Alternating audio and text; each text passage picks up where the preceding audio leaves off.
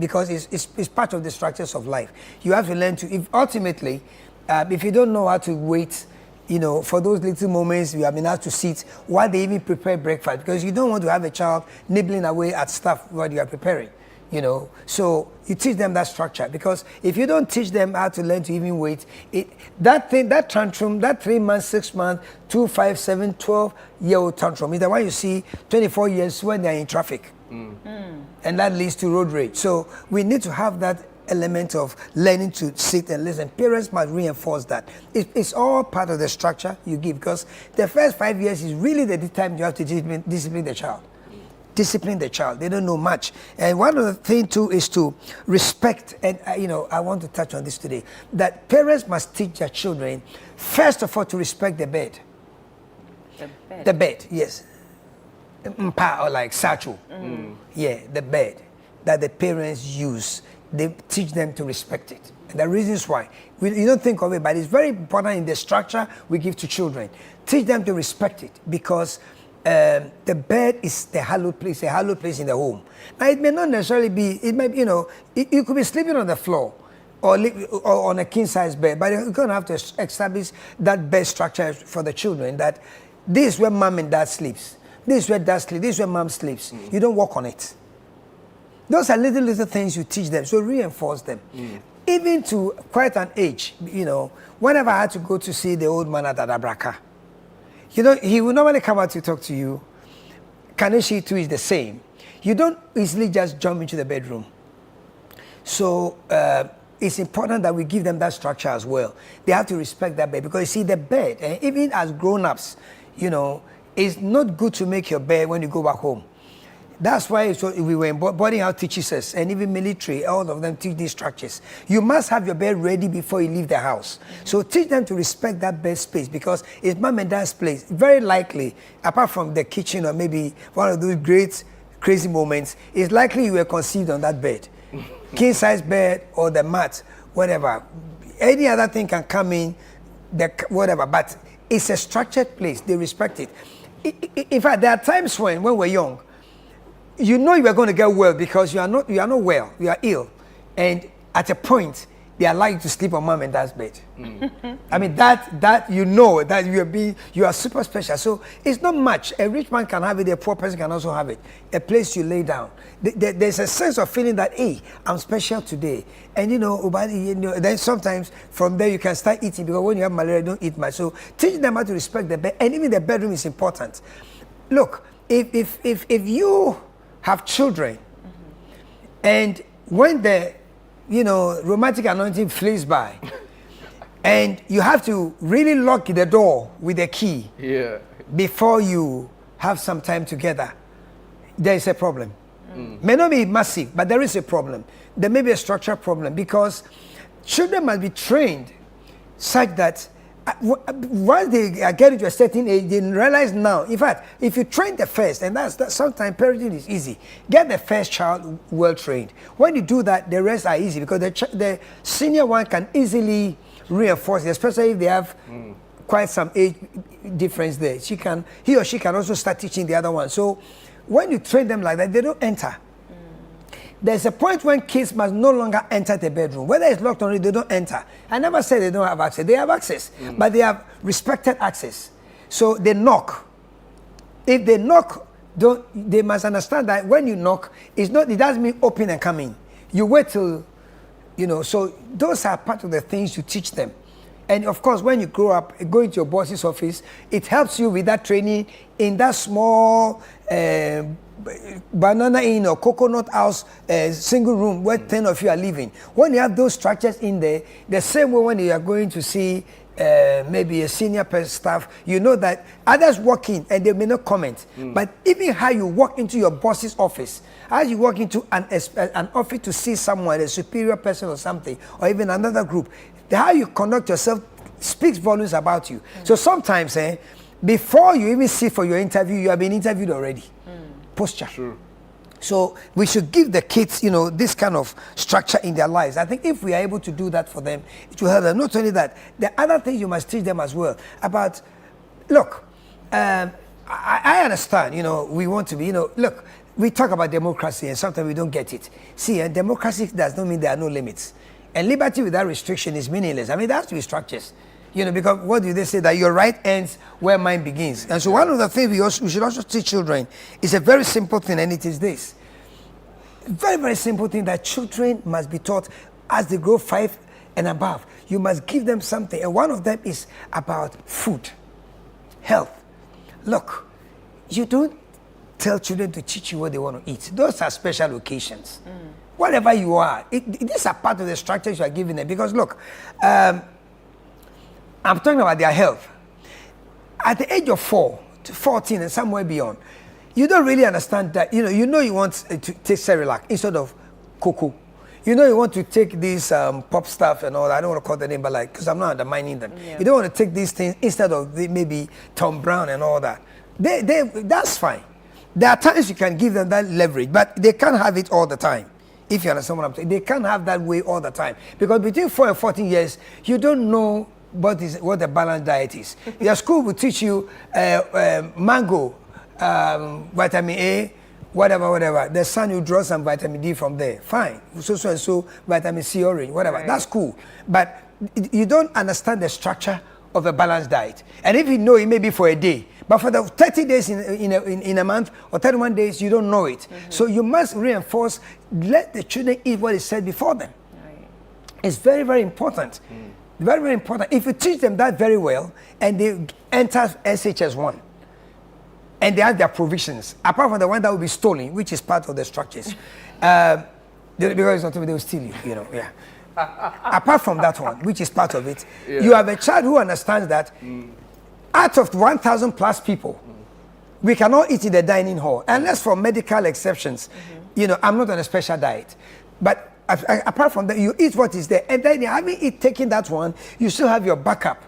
Of course, those who still will share a bit of it, but you may still have something to keep. So these are all part of the things we are teaching them. You don't train a child, how we this. Look, I was having an issue with a friend. I was just sharing with her about the child. She has a wonderful daughter, and I said, do this, do that, just sharing, Sometimes you wish you can have a baby again, because you have learned so much and you want to impart. That's where maybe grandkids come in. So I said, the child will eat it. And kids have to reinforce their independence because that's part of their development. Now, what happens is that if you do it right, they will eat it. Unless it is allergy, it is something extreme, they will take it. If they don't take it that moment in the morning, let it be there. When they come hungry, this is all I have. Teach them to accept what is there. Because it's part of the structure in their lives. That is the way they can learn. That's also the way they will learn to manage 3-4 dresses and save money to buy land. Yeah. Very, very important. You can't the most, body now, you see some people enjoying. Some of them have an overflow because so much is available, but not all of us have that balance. So it's important as a parent that when it comes to their meals, because that determines their health later, apart from accepting genetic and other few circumstances, your meal determines how your health for tomorrow. If you are fed right at the right time, over the period, you will be better because your system is there. When we had this dreaded, 2019 issue, virus, the coronavirus, COVID, corona and all that, we realized, we found out something, that even though the problem was there, it works strongest where the system is weakest. So how strong you can resist it basically came down to how your body system was, the level of your body system at the time the virus hit you. So we started going the value of vitamin C, then we talked about the zinc, and we have orange and all that. And we recognize all these things that we needed. So I think it's important as parents that we bring our children up well and save ourselves money from the hospital. Because if we don't handle them very well, that's also a problem. Because if you don't eat well, a child who is not eating well is a sick child. That's true. It's just a matter of seconds, a matter of time. If you get cold regularly, that's an issue. Up to today, they still don't have a cure for cold. So we have to bring them up well and nurture them well. Reverend Cephas, I wanted you to also talk to us about the role of cultural influences, right? Yeah, we're going to get there. We are going to get there. Yeah, but okay, because you have to start growing because you can hear about culture. That's true. You have to know a bit about food balance because then you learn at a point how to appear in red on Sunday morning.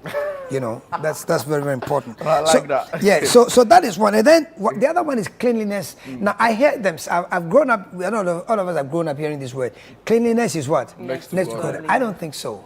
I think cleanliness is godliness. That's what it is. It's godliness. And talk about cleanliness, Charlie, is tough. If we don't, and that's where we even have to question the quality of friend. We don't have quality friends these days. A quality friend is the one who pulls me away and says, Charlie, check your breath. A quality friend is the one who says, Charlie, for the past 1 week, Charlie, why? You money, you credit, we don't get roll on. Those are the structures we need.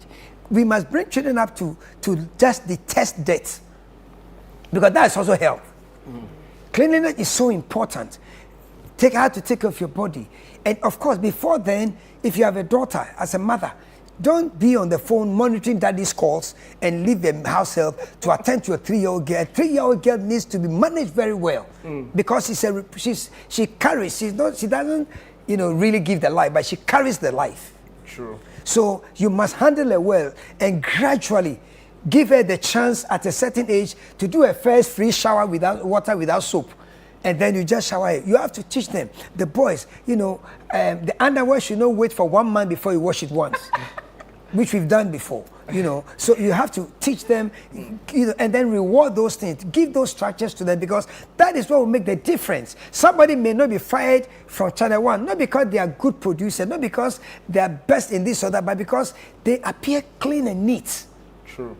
Reverend, people are sending in their messages. We want to collate a lot of them. Sure. Then we get you to address all of it. Right. So, if you are wondering how you could be a part of the discussion, you have a question for Reverend Cephas Haywood Amate, 0204-447-033, 0204-447-033. You are discussing the principles of child development, and Reverend is starting right from the bottom, right, all the way up. So, Reverend Haywood. Okay, so cleanliness. So that's it. Keep yourself neat wherever you are. We all have those things. Your room is this day, but let the bed be fine. Always keep your bed fine. No matter how the day goes, whether you're a policeman, whether you are a customs official, a city production team, a presenter, a producer, whatever you are, plantain seller, however terrible your day goes for you.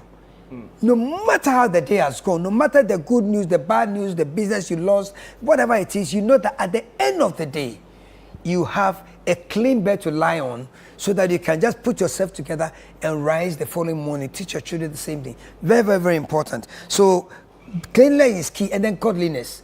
Look, keep a certain level of faith, and that ties in for me now, and I will do this for the first time since we started. The Bible is key. Because bring your children up to know God. There is something beyond you. There is something beyond us. It's not just about us. Life is not just. There has to be something. Even if we don't know it, So the Gan say, "Ata na." So the father, mother, God. Ata na nyumo. Trading upon whatever, all those appellations. There is something higher than you. At the end of the day, no matter how tall you are, someone may be taller than you, or there'll be a structure higher than you. So there's something above you. However strong you are, something may be stronger than you. So we need to believe in something. When you look at the trend, I don't go for coincidence so many times, but if you look at a certain trend, you must know that Charlie, no there's something beyond you and I. There's something, and. So I think we must give that space, and I think we should look at the Bible. If that's the one I know, so if it's the Quran that you know, then you have to do it. I went to Accra in 1980. One Muslim gentleman, who as a classmate has always been somebody I've admired, is Sule. I think it's with the Ghana Chamber of Mines or whatever. He's the head there. Sule Brahim also. Yeah, that's my mate from Accra. Okay. Yeah, last time we did that get together, he was there. I always remember him, and I think one of the guys, as a fine gentleman who was always there, tolerant, playful. But for me, it's always fine. He always respected our faith. So I think we must believe in something, respect something. But as a believer, the one I read, cover to cover, so many times. And when I read with all the and Jemima begat and and Jude begat and Enoch was begotten. I read all that, And for me, one thing I would say today is, look, even if you don't see God coming, the principles in the Bible will help you to work in almost any organization and succeed and go to the top.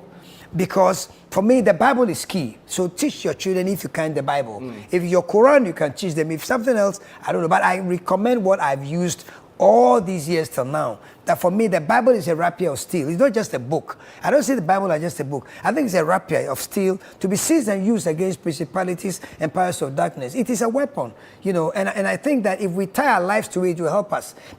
And I'll tell you why. Because when God said, "Thou shalt not steal," it's not because when you are sentenced at Yoko, God will go into the cell with you.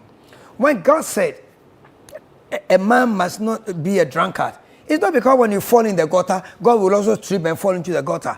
When God said a woman should not be a harlot, He's not saying so that you can become a wife. That everything the Bible tells us not to do, and we have violated it. We've broken the rules. We still break them, and we still see the consequences. So for me, if you can guide your children by the word or something higher than you, it will help. If you have those principles, it is fine. That's why the Bible even says respect. Obey your parents. Then at some point it says honor them. So if we go by something higher, let your children know that there's something beyond them. Otherwise, they cannot get attacked. Yeah. There are people who don't just work for nothing. There are grandmothers who are praying for their children. Some people you see, some driver, some cleaner, you touch them, Master.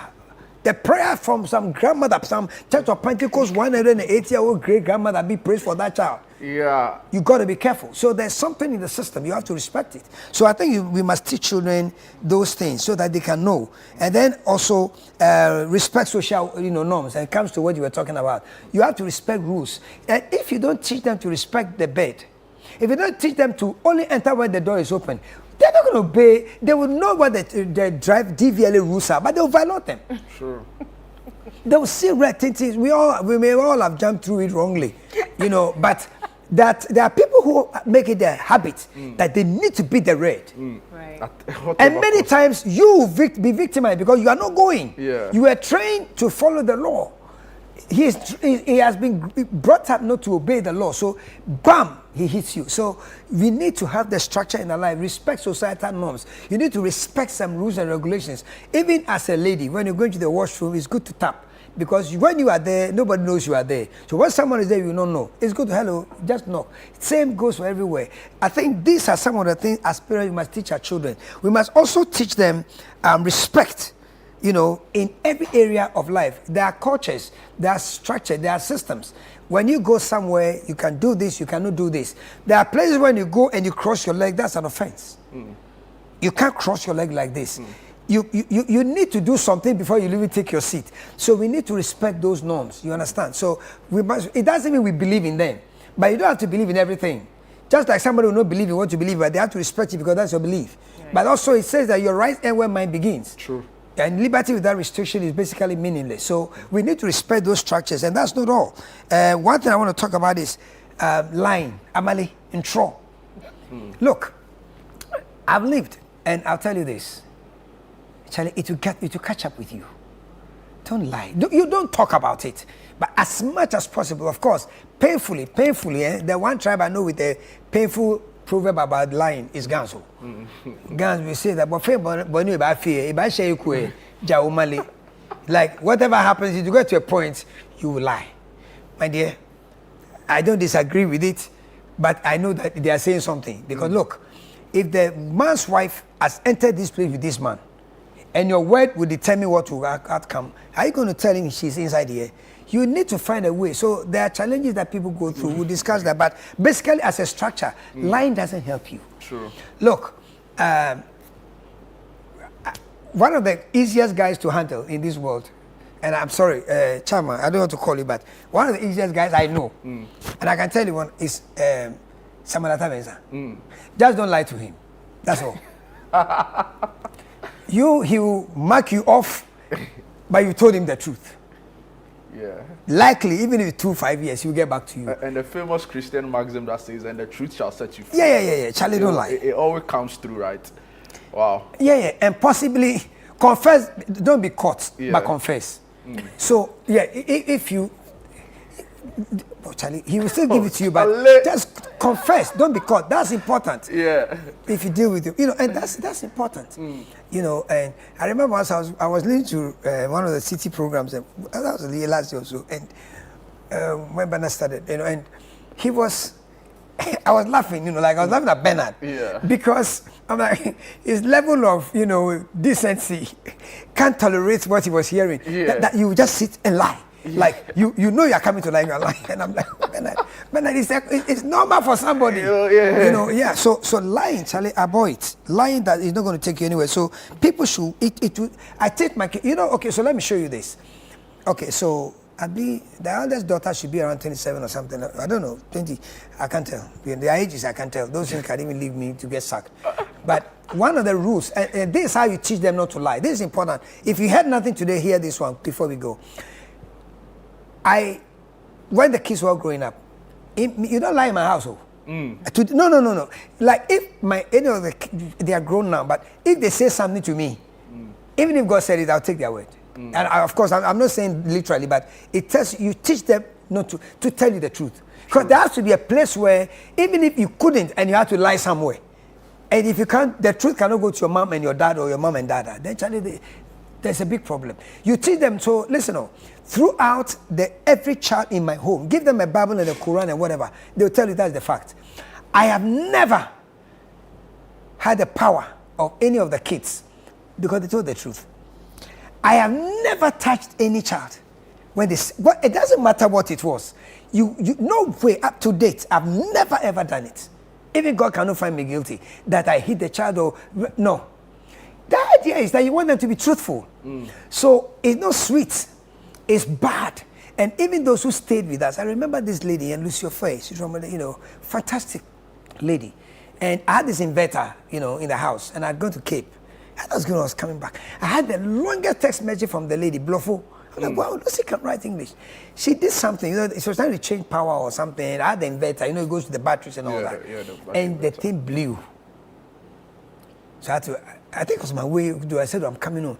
And Lucy sent me a long text. I said, Lucy, so I called. And you could see the tremor in the voice. I said, see, the Veta, the light, I was doing this and the thing makes a big noise and everything went off. I said, so I said, Lucy, what's wrong with you? What is it? Apart from that, is the house burning? He said, no. See, what the thing, and I don't know what to do now. I said, Lucy, no. Lucy, thank you. This is what I like. This is what I like about, that is what I want to hear. That I've done it. Okay, so now, is there light? He said, no. I said, okay, so go here, do this. Lucy, I'm around Winneba. I remember very well, I was just close to Winneba coming from Cape. And, I came home and, I was all over. I said, Lucy, come. Even before attending to what the problem was. Because I knew what I would do. I just had to change the face, and then be okay. And so basically, teach them, encourage and celebrate when people are truthful. Wow. Before we go, you have just some questions. There's a question here. How do I control my child since I stay far away from them? The work I do does not permit me to visit them often. I try to visit them once a month. What should I do different? Eric from Kufuria said that. Yeah, okay. So that tells me that there was a challenge earlier, which all of us parents have failed in some ways. So maybe it was not reinforced, because if you had done it at the beginning, for you to be far away means somebody is managing them. So manage them through the person. And, sometimes you must okay, listen, your children, you are the parent who you see them as your children, but they don't see themselves as children. They are complete. That's why they can stand up to you. See a little boy, especially when they are very young, close the door, they open it. That thing they are playing, they're establishing space. You get it? I don't want to. So yes, they are kids, but sometimes manage them with maturity that they can contain. So be straight with them, be truthful with them, and don't do that thing that we have all parents have done. Well, I never really did that. Don't say that. Don't overpromise them. No, don't overpromise kids things. No, don't always say do that, do this for it. That's wrong. That's wrong. So if you don't do it, they wouldn't do it. No. Teach them to understand that you don't do this. You don't do this. That's wrong. So be firm with them, love them, but give them guidance.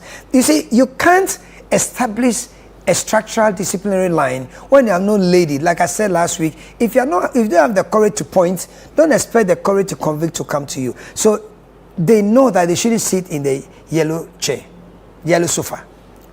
That's for Eno. Sit in the wine thing or something. Well, that's for Jude. If you leave them, don't sit in the chair, it's relative. Which chair? So be clear and defined. Take one simple thing, start with the simplest. Let them understand they should be in their rooms at this time. Whoever is with them, give the person power, because you see, you can't run the maid down before your children, and then when you drive out, expect them to respect the maid. Do you understand that? True. You can't run your maid or your house help down before your children. They are useless. And then when you go out, you leave those kids in their care. It's the insult. But you leave your mansion, your kitchen with the gas there, and your children with the person you are insulting. So honor your house helps. Honor your gardening guys. Let the children, because for me, I remember, hey, you can't do that. Yeah, that guy is taking you from school. I can't even do. Your mom is busy. We can't even pay him what he deserves. I mean, it's not even a pay. And then you be flexing with him. No, it's not going to happen. Right. Wow. Draw lines. Reverend, thank you so much. There are so many talking points and learning points from this that I'm not too sure which is my favorite, but I think the point is well made. Yeah, but before we go, just a quick one. At a time will come, we are phenotypic beings as well. Love will pick up for the young ones. Okay, so they'll go in, they'll fall in love and all that. If the structures are right, they can love somebody, but they can be straightened. And I always say to people, our problem begins with sex. You can date 2, 3 boys, you are casual, that's how it should be. But once you don't cross the certain line, it's easier. But remember that parents must at a point establish some an openness for their children, so that they can come to them with their emotional challenge. I think it's very key.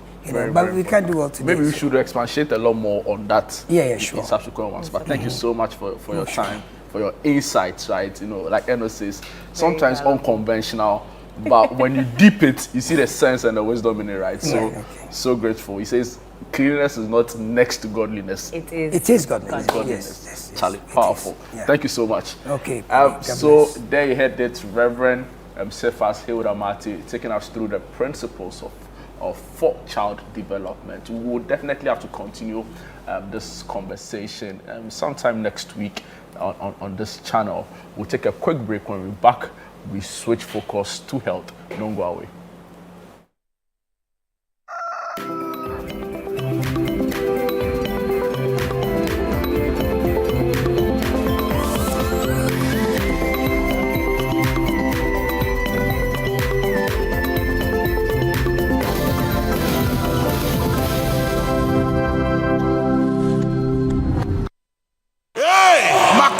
Get ready. Every objection against you is hereby dismissed. For Impact 2024 with the Archbishop Nicholas Duncan Williams, Reverend Dr. Eastwood Anaba, Apostle Joshua Selman, Apostle Isi Igeneba, Bishop Dr. Bernard Ojiri Asari, and Reverend Dr. David Entry, November 24th to December 1st, 9 a.m. and 5 p.m. daily at Action Chapel International, Prayer Cathedral, Dominion Arena. For inquiries or pass information, call 059-230-0069.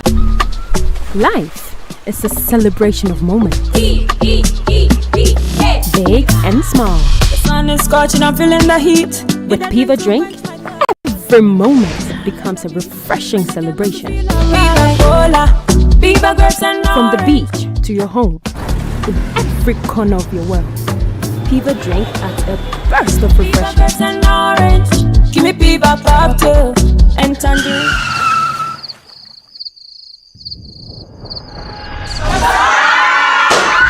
Celebrate every moment with Piva Drink. Refreshment for every occasion. Piva Drink, a taste you will love. P for Piva. This advert is FDA approved. No pressure.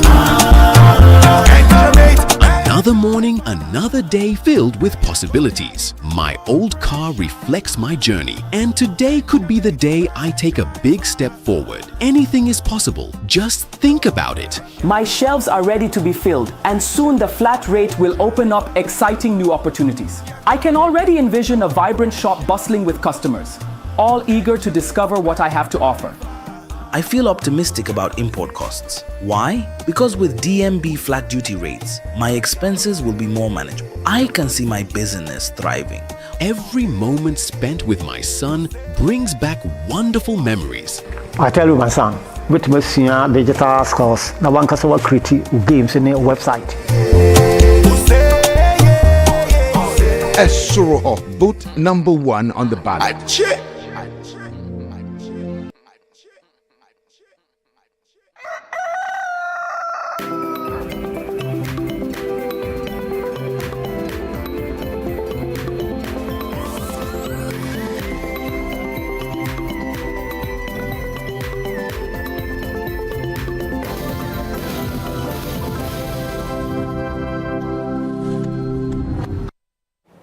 You're welcome back. This is Sunday Breakfast on Channel 1 TV with me, Inu Safo, and Jude Mensah Duncan. We're delving into another conversation. We're talking about diabetes. We started this conversation, I think, 2 weeks ago, and we're continuing today. And our third co-host, Dr. Kalsum Adam, joins us for this segment. Do remember to send in your questions, your concerns, and we will definitely address them. Do send them to the WhatsApp number 0204 447 033. 0204 447 033, or across all our social media platforms with the hashtag Sunday Breakfast. Or you can tweet at us, X at us, Inu_S, or at Mensah Duncan. Doc, you're welcome. Thank we missed you last week. Yeah, that's true. I missed you too, as well. Anyway, but I'm sure you had a good time. Yes, we read some letters and delved into the conversation. Oh, fantastic. This one that you put your hand on your chin. Because there's a lot of things running through my mind right now. I go home after like the very first diabetes conversation. Then my mom was like, Sawati! Sawati! I was dumbfounded. I'm like, Sawati there. I said, Nyama na na muka o show no so they be a me come feel one so I was like, calm down. So yeah, Charlie Rock, it's getting to people. Yeah. The message is reaching. Yeah. I'm glad it is. The disciples are taking notice of it. The way you said it's getting to people. Are you part of that? People? Because I think I'm part of the people now. You think? Yeah, because I have to. Like the finger pointing is just too much now. Yeah. It's being pointed at. It's crazy. I point at you when you get home. Mommy points at you as well. And it's not even that deep for me because I don't even take as much as they make it seem. Okay, but it's important. He takes a Coke every day with it's biscuits. Important. Every other day. It's important because, as we mentioned, it has to do with lifestyle. True. Type 2 is basically 80% of it has to do with lifestyle. The type 2? Yes, and lifestyle has to do with how much you are eating and what you are eating. Are you eating the right foods? Are you taking in a lot of fatty foods? Are you taking in a lot of foods that will be processed and eventually will end up giving you, will be broken down into glucose into your system, and then eventually you may end up overwhelming the system, and then you can end up getting a higher risk of developing diabetes. You get it. So yes, clearly, I'm sure that's why people are lifestyle. It's important. It's important that we know that diabetes, as we started last 2 weeks, spoke about the fact that it's a complex disease. It's a metabolic disease that involves several organs, multiple organs, and multiple substances. And it has to do with you having, at that time T, you having high levels of sugar within the blood, okay, which we call hyperglycemia. And then this is as a result of a defect. And the defect can either be in the secretion or in the action of the hormone called insulin, which helps to redistribute the sugar that is within the blood to other parts of the body, so that the cells within different parts of the body can utilize this sugar to produce energy that can be used at the cellular level to keep your cells in good shape or under homeostasis. You get it. But then if you do not have, if you have a defect in this insulin secretion or action, and then it continues for a very long time, it becomes chronic, and then it ends up causing multiple organ dysfunction at various parts of your body. Wow. You get it. And then eventually ends up giving you problems that you don't want to. Yes, and they are very, very debilitating and sometimes very devastating. Wow. And it's difficult to treat. Yeah. I hear it a lot. It's difficult to treat? Yes, you can control it, but you can't say for sure. You can control it to the extent that maybe somebody has been diagnosed with diabetes. You can control, and then the person may end up even getting sugar levels now coming back to normal. But that doesn't mean that the person is not diabetic. The person is still diabetic, but you are controlling it to the basal level where the person has to still keep to the regular checks, the dietary control measures, and then making sure that he or she is checking his So or her basically, sugar. you're living with it till Yes, you have death. to live with it. Well, Yes. I'll come to you on the point where now the medical officer will have to resort to amputation. Yeah. Because Yeah. that's like final stage sort of. So yes, definitely. That's when you have the complications of diabetes. Wow. So I'll come to you on that. But just before that, there's this also, I hear it a lot, especially amongst young parents where maybe you're out with someone who has children and they're like, don't give the boy or the little girl too much of these fizzy drinks because it gives them so much energy, right? Yeah. So what's the connection there? Okay, so fizzy drinks basically contain sugars. And sugars in their simplest form. So you have glucose. So these sugars, when they enter the body, they don't need to go through a whole lot of processing to get to that final stage. So inadvertently, it just gets into the bloodstream and it's redistributed. Once it's redistributed, it is used or utilized to produce the energy that we are talking about. You get it? But the challenge with diabetes is that you have these sugars that come within the bloodstream. Okay. But the signals or the hormones that need to cause the redistribution is either defective in its production or in its action, to the extent that you end up having the sugars still within the bloodstream, still sitting in there, but the cells are starving. So that's why we say you're starving in the midst of many. So you have the sugars within the bloodstream, but then it can't be redistributed because of the defects that we are talking about. And these defects develop with lifestyle. Some are autoimmune, that is the cells or the body self-destroying cell, causing destruction of the pancreatic cells that do produce the insulin. You get it? So these are some of the things that really it's true should explain. that these fizzy drinks give energy. Oh yes, of for course. kids and for adults. Yes, for everybody. Wow. For everybody. Once you take in the sugars go inside and then glucose. it's redistributed, yes, and then eventually you end up producing energy. Talking about the sugars, what investigations or what goes into determine that this amount of sugar is in your body? Okay. All right. So first of all, in terms of investigations, we have different forms of investigations. We have you checking the blood sugar levels that you have at any point in time. So we have something we call the fasting blood sugar, which is FBS, and then we also have the random blood sugar, which is the RBS. So random is when you have eaten already, and we still want to check. Usually in emergency situations, you want to still check if the patient's present. And then the fasting blood sugar is when you wake up early in the morning, you haven't eaten over the period, and then you go in and then your blood is taken to check. So for fasting blood sugar, to just put it simply, anything below 7 should be okay. In the sense that if you have 7 millimole and above, it means that it's likely you have diabetes with some symptoms. Now, if you have sugar levels, fasting blood sugar levels of 5.6 is normal.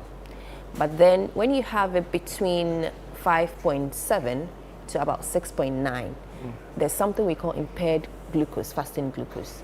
It means that it's pre-diabetes, it's before. So you're in between. One leg is at diabetes, the other leg is at normal. You get it? So it puts you at an increased risk. So if you do not modify your lifestyle, it means that with the little risk, you end up tipping into diabetes, full diabetes. So that's for the fasting. Then when you come to the random blood sugar, your random is you have eaten already. You check. The level is anything above 11.1 is diabetes with symptoms. Okay, when it's below that, then we know that it's not. You get it? So those are some of the investigations that you can do. But the most sensitive one is the glycated hemoglobin. So the glycated hemoglobin, also known as HbA1c, it helps you know the sugar control in the body over the past 3 months. So it's more sensitive. So an example is, okay, so people come in and they are diagnosed with diabetes, and then they are put on medications, and they are put on some dietary restrictions, okay, and then they are sent home and asked maybe to come back in about 2 months' time for some review. Now, people sometimes, because they don't have frank symptoms, because one of the signs and symptoms of you having diabetes is not having any symptoms at all until you end up with a complication. Okay, so some people may end up going home and they want to cheat nature. Okay, so we decide to do all the wrong things, eat all the fruits, eat all the sugars. You can't really force them. You know? Yeah. And they know that, okay, in a week's time, my appointment is due. So they'll start taking their medications meticulously within that week to their appointment day. So they come for the appointment on the day of appointment, you see, and then you check their sugar levels, their fasting, and it's normal. You get it. But the most sensitive would be for you to do the HbA1c. The HbA1c gives you the correct, okay, and then the real state of the sugar levels. And you can tell from that how the sugar levels have been controlled over the period. So you would be able to tell from the HbA1c. Doc, some messages are coming through already. Marte Lujan, I've seen your question. We'll get Doc to address it. But if you are wondering how you could also be a part of this conversation, the WhatsApp number is 0204 447 033 0204 447 033. Send in all of your messages, your comments, your questions, your experiences, right? And Doc is in studio. Should be glad to help you with all the useful responses you need on that. Doc, someone also wants you to. So Marty is asking the question. He says, please, I don't know if I've missed this earlier, but my question is, do fruits cause diabetes? He says, I love fruits a lot, especially sugar cane, oranges, and banana. And also here, Isaac Kokroko says, you don't forget your question about the amputation bit of the conversation. I need a lot more knowledge on that for someone close to me. So we'll start with Marty's question on fruits. And, yeah. So with diabetes, we say that lifestyle modification is very important. And having a balanced diet is important. It helps reduce your risk of developing diabetes. But nonetheless, there are certain fruits and vegetables that do contain high levels of sugars as well. So in our diet guidance or counseling, there are particular fruits that you may be told not to take because of their increased levels of sugars. But nonetheless, fruits and vegetables in total or overall should help reduce your risk of developing diabetes.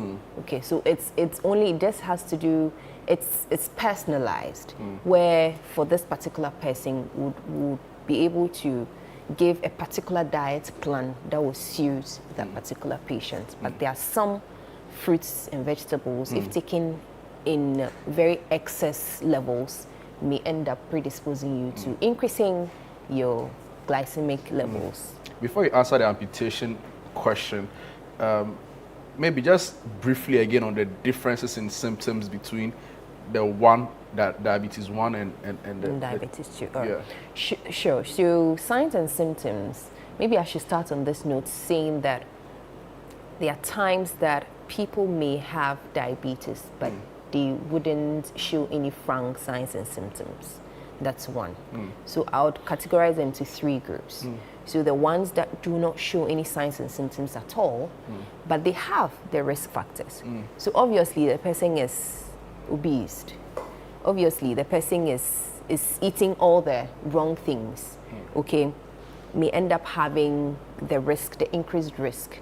And for such cases, it even becomes more difficult because it may end up continually being there and then developing to the extent that the only time maybe the patient may know that he or she has diabetes is when it is too late, and then a complication may have set in.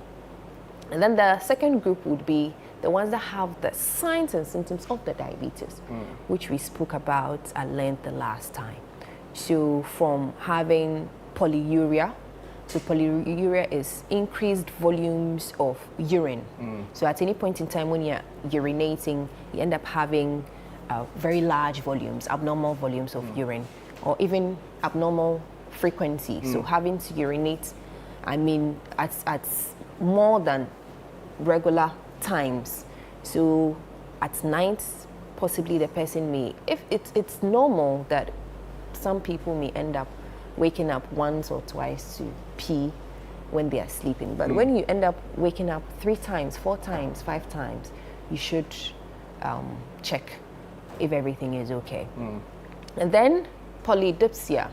So polydipsia, once you are peeing a lot of water out, it means that the body will rearrange itself and then now would force you to drink more water. Okay, so you end up having polydipsia, that is having the urge to want to drink water at any point in time. And then you have the other, which we call polyphagia. Polyphagia is you are eating a lot because the body feels that, oh, we are starving, the cells are starving, even though there is a lot of sugar within the bloodstream, the cells are starving. So the body would cause you to want to eat more. So your eating center would cause you to start eating more. Once you are eating more, but you can't see the effects. You're eating more, but you're losing weight because there's something there's a whole catabolic and then molecular level to it within your body. So polyuria, polydipsia, polyphagia, and then you losing weight as well. And then the third group, which I'll talk about, which has to do with complications. So somebody may get up early in the morning not knowing that he or she is diabetic, goes to work, does all the things that they do. And then the next thing, they start to feel a little sick. And the next minutes, they end up being comatose. Okay, so that is what we call diabetic ketoacidosis. So they end up having diabetic ketoacidosis. Wow. A mouthful. Yeah, so they end up comatose, like reduced cognitive function. Okay, to the extent that they have to be taken to the hospital and then checked. When you check, sometimes their sugars are over the roof, 35 and above. Okay, which is way, way, way, way high. And then others too may end up coming to the hospital with end-stage renal disease. Their kidneys are failing. And that's when you notice that they are diabetic. And it's the diabetes that predisposed them to getting the kidney failure. Yes. Oh, there's a, wow. You know, Eno has been doing so many stories on, on renal patients that, you know, wow. Yeah. I don't know. Yeah. But now they said they are going to get free dialysis care, right? The association doesn't believe it. they've been subjected to so many promises that really haven't been fulfilled. Because so my point, you know, and not to even digress, but my point is that if you're unable to even like pay the subsidies, all these like how are you able to do like what's the R&D that's gone into like such a promise and all of that? Wow. But I'll just anyway, you're making a point on that. Yeah, so those are the ones that present with complications. You have your cognitive affecting the brain, and then some affecting your kidneys, and some come with chronic ulcers, non-healing ulcers. Non-healing ulcers. So because of the pathophysiology of the diabetes, ends up causing it affects your blood vessels. Okay, so you have all the complications like the retinopathies, you have your neuropathies, you have even, so these neuropathies tend to cause you not to be able to tell when you have injured yourself. Okay, so there's no sensitivity. Exactly, it affects your how you perceive sensation, okay, to the extent that you wouldn't be able to perceive that you are hurt or you wouldn't perceive that something had gone wrong. And then because of the reduced immunity, and then it's the effect of diabetes on the blood vessels, the blood, once you get hit, your body needs to heal. And the healing has different phases where blood needs to get to the area. When blood gets to the area, at least you have food get into the area to help with the healing. You have oxygen get into the area to give you oxygen to help with the oxygenation. And then you have the other cells, white blood cells, that help with healing to take away whatever the injurious agent is. But then, because the blood vessels are affected, all of these processes become slower than usual. One, you tend to get hurt. You are not, you can't feel that you have gotten hurt. That's one. So that's continuous. So there are people that maybe they step on something that is a sharp object, but they can't perceive it because of the complication. So because they can't perceive it, then it continues to eat away, okay? And then your inflammation is also sluggish to help with the healing. So you don't get the blood vessel, the blood gets into the area for the healing to start. So eventually it keeps eating into your body, and then by the time you realize it, it's a chronic ulcer.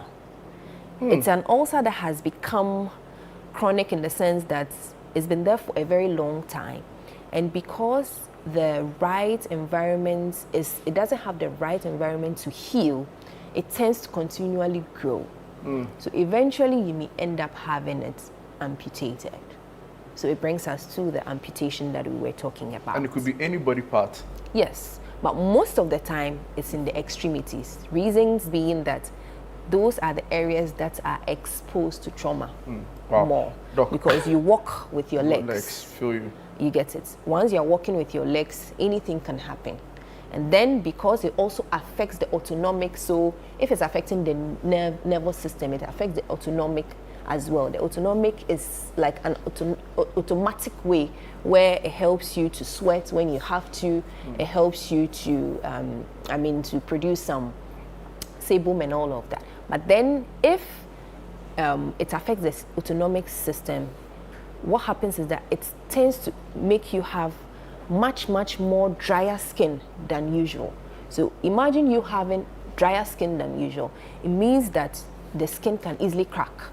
And if it cracks, microbacterium can enter, and then it can start the whole infection process. Time is far gone, but just finally maybe the relationship or correlation between diabetes and erectile dysfunction, because Charlie, for some people that is the only thing that will get them to pay attention. Is there even a relationship to begin with? So I would say that there is no direct relationship, but then the point is that once you have the complications of diabetes, it affects your blood vessels, blood flow to the area. So that can be a secondary effect on erectile dysfunction and make it a little worse.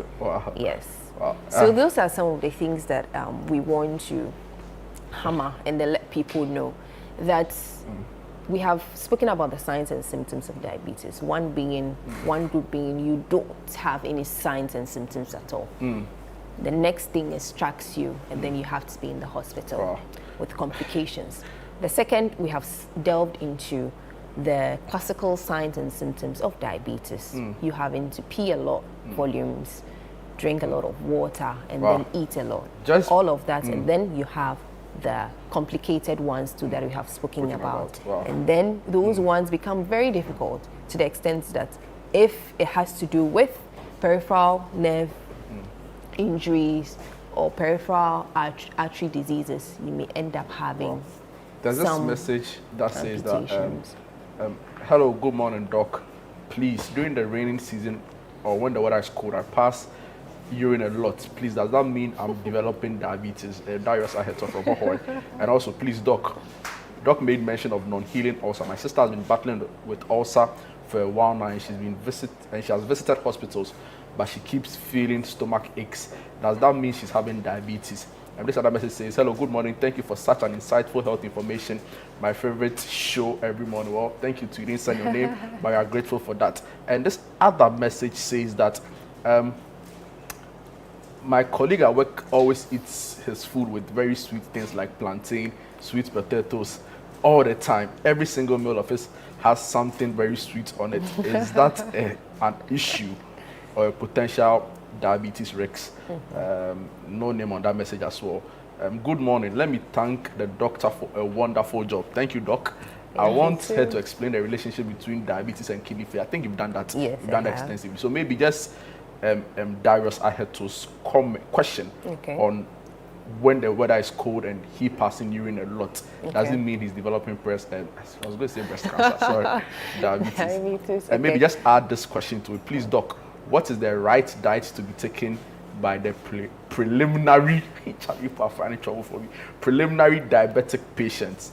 So maybe just a wrap. Okay. All right. So I'll take the cold weather and then the urine bits. So cold weather and urine. Well, I wouldn't say that he's developing diabetes. There are so many other things that can end up predisposing you to getting high volumes of urine. So he needs to have checked. He needs to have his sugars checked. And then if there is anything within the diabetic range, we would be able to advise him accordingly. And then the second question that had to do with... he eats a lot of his food with sweet stuff. So it's important. Lifestyle, it's a major part of you reducing your risk of developing diabetes. So I would say that, yes, you need to reduce some of these fatty foods, some of these high sugar containing foods when you are eating. Incorporate a lot of fruits and vegetables in your diet. And I think that should do. And also make sure that you are not observing or indulging in sedentary lifestyle. Physical activity is very important. And then make sure that your BMI is always within the normal range, which we spoke about the last time, between 18 to about 24.9. And it's calculated. You can just walk into any clinic at all and ask the body mass index. The body mass index. Your weights in kilograms divided by your height in meters squared. And then you should make sure that you are within this range. Anything above it, you get to overweight, and then we have the obesity spectrum as well. The final question. The final question I want is on the urine and the bedding. No, so just come with that. Okay, so there's one here because we have to go. I want to know what should one do if he or she is not able to empty the bladder fully and ends up urinating continually during bedtime. Okay, so that could be another disease altogether. So quickly come to the hospital and let's assess and then make sure. Because a lot of things can go into the age of the patient, the sex of the patient, and all of that. You know, this very final question, I want the person to reach out personally because he wants to know the right diet that can be taken by the preliminary diabetic patient. But I think it differs based on conditions. And you need to personalize it. So I'm learning. You are doing so well. Guys, thank you so much. Thank you so much, Doc. Thank you so much for your questions as well. And we'll definitely have to continue the conversation because clearly we couldn't exhaust all of the questions you have for Doc on the show. So thank you so much. Grateful for your time. Thank you too. All right, we're taking you to the Teshi community where residents are protesting the renovation of the Teshi clinic. An official letter dated October 18, 2024 and signed outlined the need to temporarily relocate clinical services from the Teshi Community Clinic to facilitate essential upgrades. The letter noted that Teshi's growing population has placed a heavy demand on the clinic, which is currently unable to adequately serve the community due to outdated infrastructure. Although the clinic has a dedicated healthcare team, the facility itself needs improvement to handle patients' needs safely and effectively.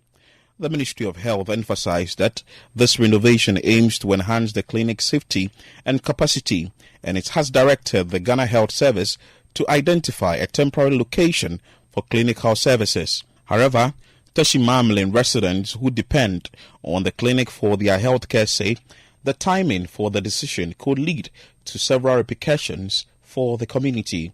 It's really going to affect us seriously in the sense that some people will know you are in a fishing community in the slum areas. People might even get their national health insurance card. Maybe you might only get about 50 cedis on aim to go to the hospital. But if we relocate the person out of the jurisdiction, then even the 50 cedis the person is having has to use it on transportation, which is very bad. At the end of the day, it's going to cost most of their lives here in the community. The friend check no confirm. You do machine BPA and you about any time. Can ban us Sajamena, Benima fondly. Mawa dropping, Makama leg ma. Bengbo. She ni hospital ma be and magic better than a feminine can be not 12 o'clock and in bar. Aquami, I have no fan of mammy drip can be fin. Minto machine, okay, all won't qualify. Catanumbo. Be a mambi, mammy. After hospital, okay, bakum. I lay back by nurse and her won't qualify Catanum. No, my chef go no. I seen an hour. Asina na kan wakula yakatwa kele samo e mo den show na ejen ndeme boy condition free ke mama ya jame air condition ka wo mi no e mo den ya ma ejeme bo no ma share problem ko be e hia wo kula ya gashi kaja kuto ne mi fen tashima ne mi fen kaja bi ese lekma be ne ma sha lekma ngbo ni mi ani tashine ke ngbo awuche ami ya no. Local assembly members in the Lejokuku constituency argue that stopping clinical services at the community clinic without an immediate nearby alternative could disrupt access to healthcare for residents. So we want the minister to keep his hand off in this community clinic because let's assume this thing has been demolished. It will affect the lives of the people. So if he's coming to do something, it is a good thing. But what we are telling him is that he should wait until election is done. Thank you. Yes, it is good that today a son of this land has gotten the opportunity to be a minister of state. We welcome every development he will bring on board. But the only thing we are pleading is we've seen La General Hospital being pulled down, and 7 years down the line, our people are still suffering to get healthcare, good healthcare. We've seen La Trade Fair pulled down for so many years now. Our people used to work at Trade Fair, and today Trade Fair is no more. We've seen other projects, other places pulled down, like the place for Cathedral. So we are only pleading from all that we have seen over the years that look, if you want to build a health care or you want to build a facility for us, please don't pull down this one, but rather Teshin is very big. It spans from Accra Mall. We have a place called Mateman, Teshi Zongo, Okwegono. All those places are within the municipality that needs healthcare. When my intel was that they are going for 6 months. They'll use 6 months to renovate the place. I'm telling you, people will die. It would have casualties. So we are pleading with him, with doctor, to think about what he wants to do here. Numo Kumi III, the linguist for the Teshi Mamle in Wulomo, emphasized that the clinic renovation should remain a non-political matter, prioritizing community welfare. Nyemeke majache mefe fa agashi mo fe mo ke ewo no ko na mi aja ka kumo e ba to mo la ni ka me ndo ko fe mo nsusumo mi pen nsusumo nke mi aka ma fe ye la agbe ni agbene clinic ye nja me ko wan wa bi ene na mo to ne like ma de nche ye ni ene ye no po de nche ke ni bi ko me patuba ni ke na wa fio ye mami ni wo susumo nke wa agashi ka kumo je gbene ka wa ba gbe na yo amena me wo tu ya agenye ka fe politics energy politics ni. It will be a step in the right direction that this facility be rehabilitated.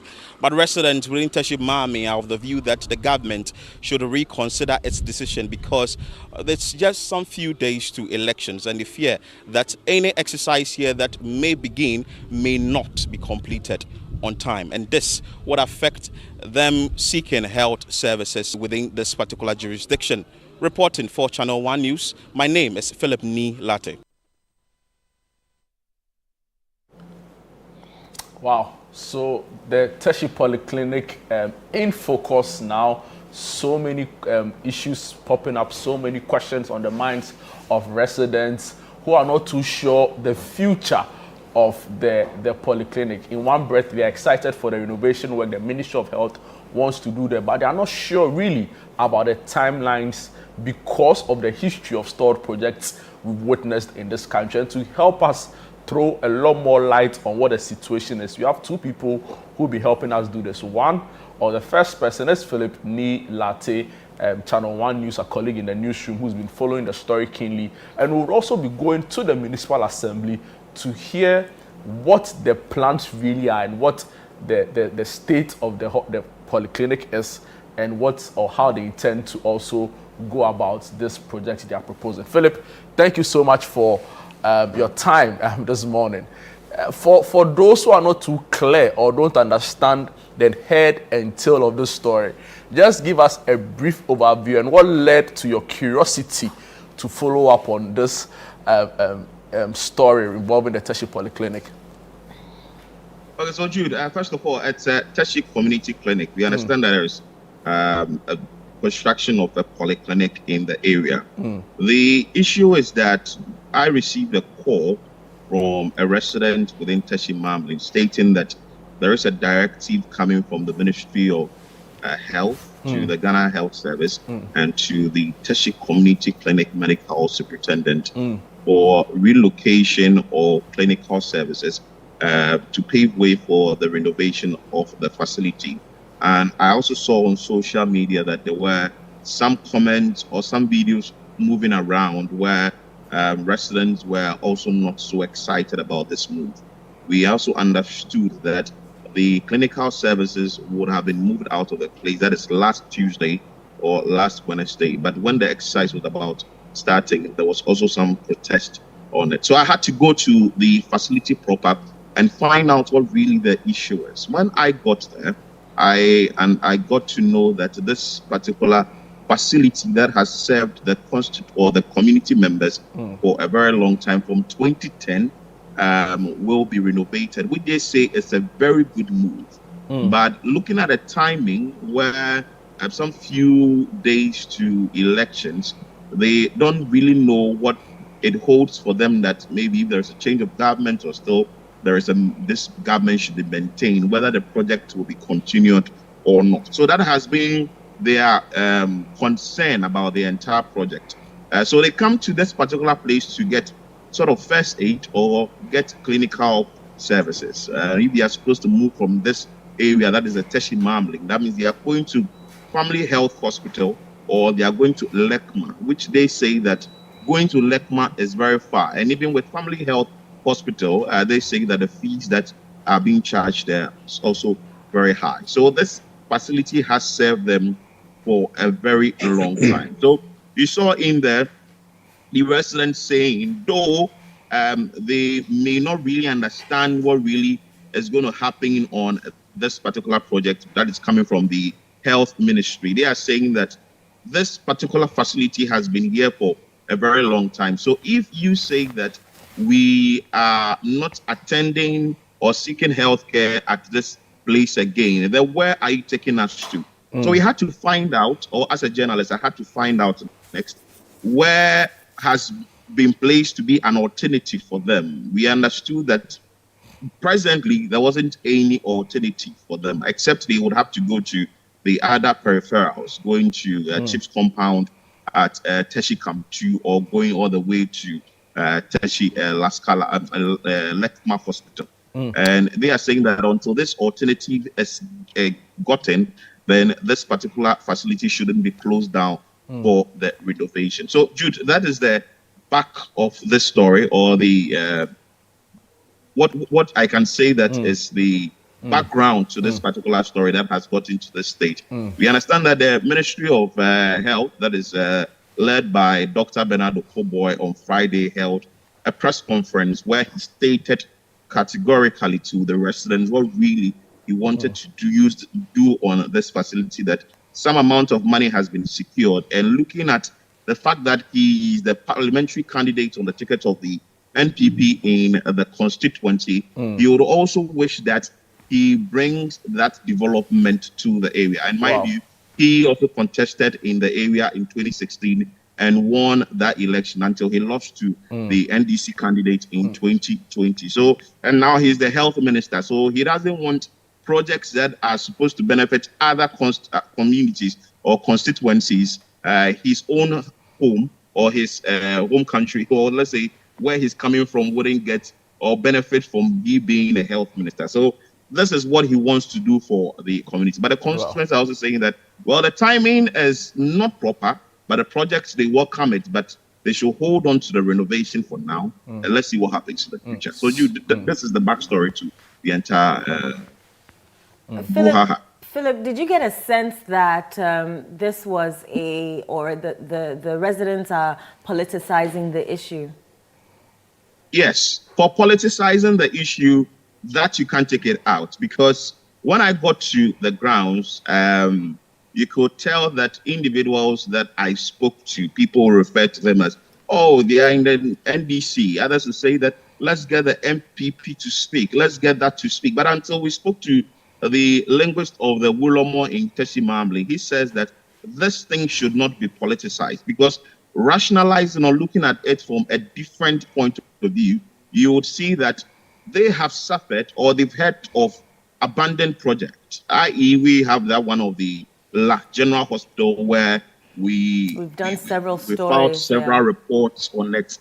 Government has very good intention that it's going to pull down that particular structure because of structural integrity. It didn't meet some requirement. So after pulling it down, it took years before the project, say they started construction. And even as we speak right now, the project hasn't got into a place where individuals can go there and seek medical care. So that is the fear they have, that if you put down or you stop clinical services here, and we've seen it in the past, it doesn't happen that we go to this particular place for healthcare again. What becomes of us? So taking politics out of this story, you would note that maybe they have the point, or the communications from the Ministry of Health didn't really go down well with the residents. So some political meanings may have been read into this story, but taking the politics out of it, you may say that the residents have some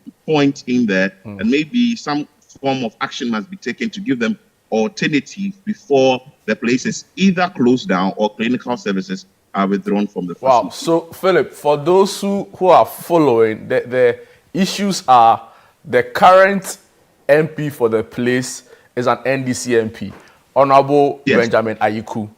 Now, this is the Lejokuku constituency you are talking about.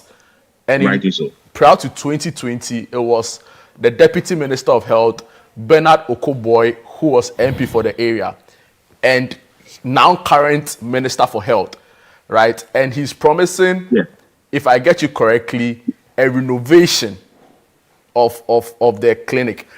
When you went to the polyclinic, just talk to us about the capacity of the Teshi Community Clinic in terms of cases they are able to treat. You know, just the general state of the how bad, or you know, in your estimation, what was the state of the clinic when you went there?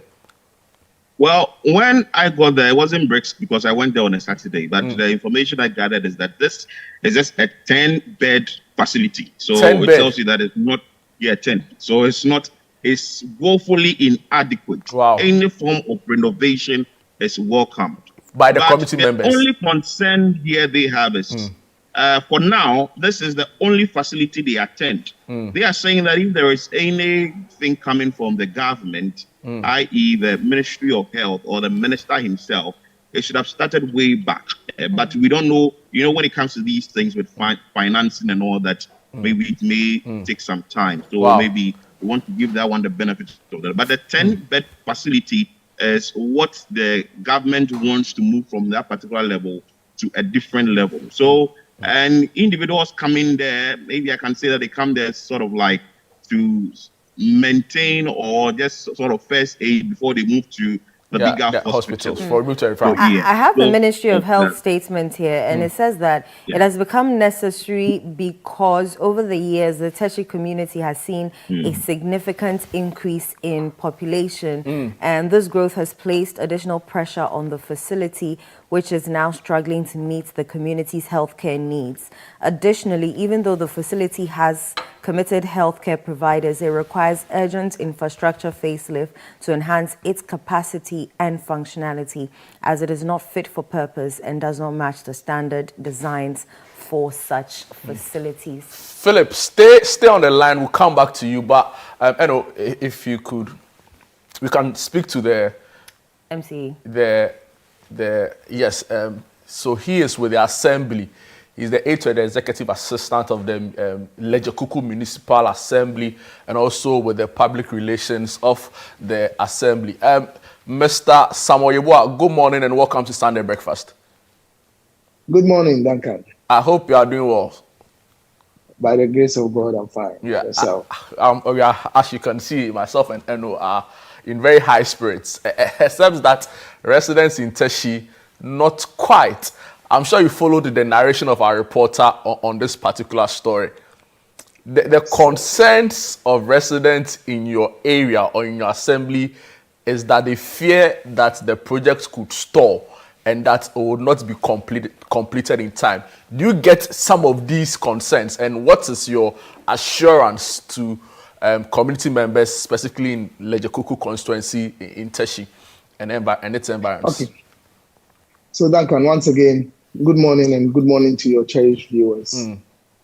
I'm not surprised that you kept on mentioning polyclinic. I'm not surprised at all because our MP has promised to construct a polyclinic for the past 4 years, and he's unable to do it. We only hope and pray that in these few days, maybe he can complete it for us.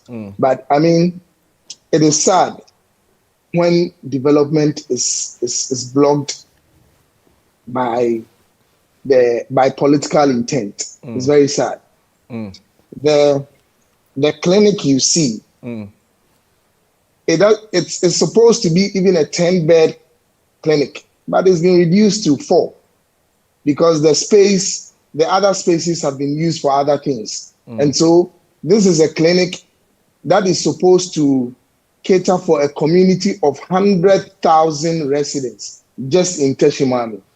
100,000? 100,000. So it clearly does not have the capacity to do that. Not at all, not at all. I'm telling you that it's supposed to be 10, but it's been reduced to 4. 4 to 100,000.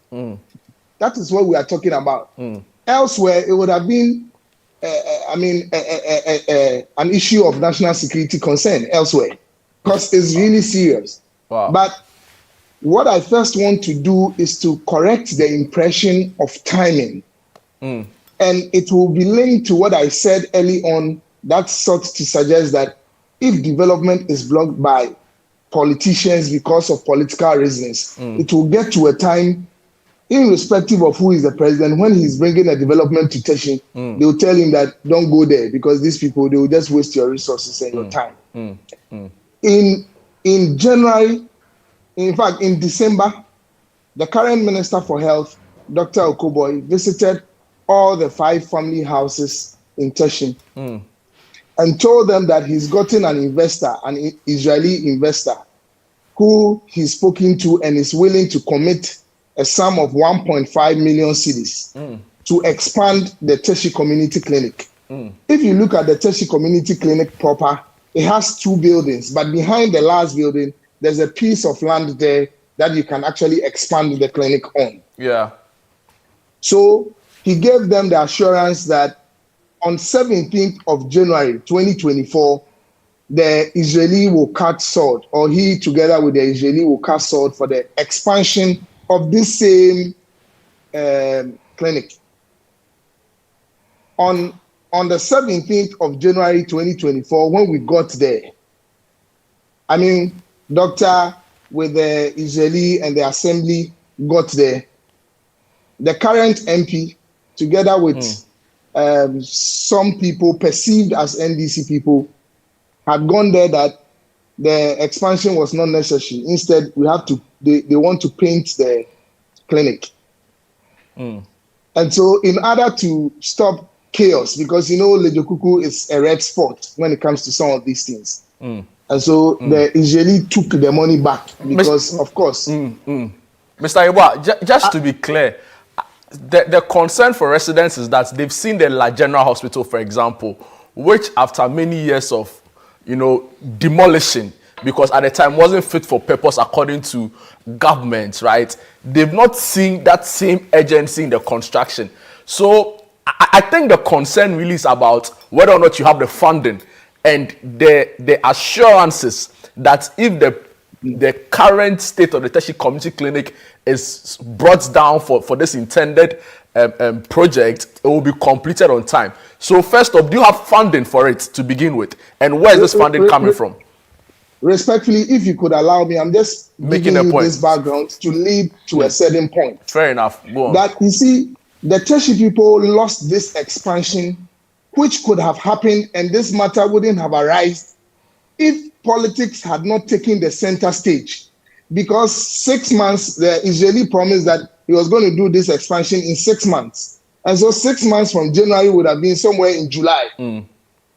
If this expansion was done, we wouldn't have gotten here. That is why I said it is sad if we allow politics to lead us to this stage. Now, one doctor went to the Ministry of Health. It's been barely six months. Yeah. Okay, so there were 2 proposals on the decks of the minister.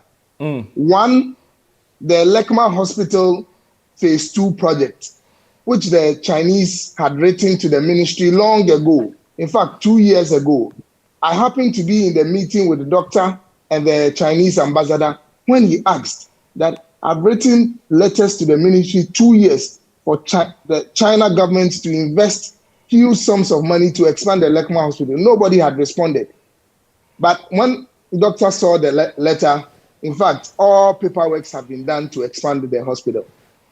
There's also a sum of 50 million cedis to expand this Tertiary Community Clinic. And so the fund is coming from the Ministry of Health. It is readily available for spending from the Ministry of Health. And what doctor is saying is that, look, this clinic can only house 4 people at a time. Let us find you an alternative there in Teshimami, not far away from Teshimami. This is just a 2-bedroom house as a clinic. In fact, the intention is to find them a 4-bedroom or even a 6-bedroom if we can find that in Mami. We are even speaking to a property manager who has a 4-bedroom apartment in Teshimami. It is less than 500 meters from where this clinic is. So they can move clinical services from this clinic to that place. So whatever they are doing in this clinic, they will do the same thing there in that clinic. But has that been communicated to Lejokuku constituents and other residents who benefit from the said clinic? Respectfully, if you read the letter carefully, the letter mentioned to Ghana Health Service to involve all stakeholders in ensuring that they get the space. So the letter actually mentioned that until such a space is gotten, nobody is touching this clinic. Mr. Iwa, and also the other concern is, why did we have to wait for so long to get to a point where the Tertiary Community Clinic doesn't have the capacity to, take a lot more patients before something of this sort is started? I mean, there are concerns about how the assembly has not put in the work really to ensure the expansion of this said clinic, considering the numbers all these years up until this point. And do you take some blame for that as an assembly? No, we wouldn't take a blame as an assembly because, as the resources and some of the facilities are not small resources. And the point I want to make is that you can only speak to people who have the funds to help you to achieve that. And so the assembly but Honorable Modika Kwashi had spoken to Dr. Okoboy about this urgency in expanding this clinic. That is why I said that in December, by January 17th, if we had not mixed development with politics, this matter wouldn't have even come up, because this clinic would have been expanded. Duncan, on your phone, I've sent you how the Israeli was going to expand this clinic without even touching the old one. Wow. Because we mix politics. And you see, we keep on saying residents. Yes, they are residents. But some of these people who are speaking that I have seen in your reports are residents who are colored. And so when you say colored, what do you mean? When you say colored, what do you mean? They are branded. They are branded as in belonging to one party. And so we don't know that. But even if they belong to them, that's why I am saying. But I don't have any problem. But they are still residents, right? Yes, I agree. But I'm only saying that their comments are not based necessarily on objective views. It's politically They are based tainted. on politically motivated reasoning. No problem. And let me tell you why. Okay. You know, we are hard pressed for time. So I just wanted your assurances as an assembly on when this project is going to start and when this project is going to be completed. So residents could be rest assured that it is not necessarily a move to garner some public votes or public sympathy, but it's really for the interest of the community. So maybe just some quick assurances that we can leave it there. Then maybe any other issue you want to touch on. So Duncan, just three things. First is to tell you that usually what makes projects take down slowly is the fund. The funds are readily available, that if a space is found and they can move all their clinical services to the place, something will be done about it. But again, doctor in the press conference on Friday said that even if they find a place, he's not going to touch the Tertiary Community Clinic. Even if from now to election, they find a space to relocate clinical services, he'll pay for 3 years for them to stay there and still not touch this clinic. It is our hope and prayer that whatever the outcome is, Tertiary is not missing in the picture. Because this is about the second time this same clinic has come into question. First with the Israeli contractor, politics kicked it away. Secondly, with the Ministry of Health, politics is kicking it away.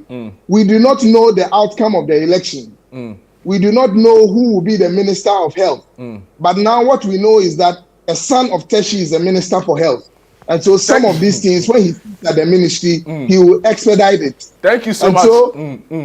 And so this won't be touched. We only hope and pray that the outcomes are positive and so that something better can come for the Tertiary people. Thank you. Thank you so much for your time, Mr. Samuel Yeboah, who is with the Lejokuku Municipal Assembly, also with the Public Relations Unit of the Assembly, works as Executive Assistant to the MC. I'm so grateful for your time, Sami. Wow. And also, a lot of politics, really. You know, I've visited the area. I've visited the area quite a number of times, and, you know, it's one of the largest constituencies in the country. You know, you recall the story about the Lekma Hospital having their lights off, and that was also an equally very politicized story when the lights went off in the hospital. And, you know, an MP is Minister of Health and all of that. So if Philip is on the line, Philip, thank you so much for your time as well. Hopefully you can join us some other time as we throw more light on some of these issues affecting our communities. So we'll leave it here. You know, Charlie, Charlie, 20 days more. But I feel like it will get worse. You know, and maybe after this, we should go and look for some constituency to go and contest some, because at this point, let me drink tea. I need to calm down my nerves. While Jude drinks his tea, we'll be right back after this.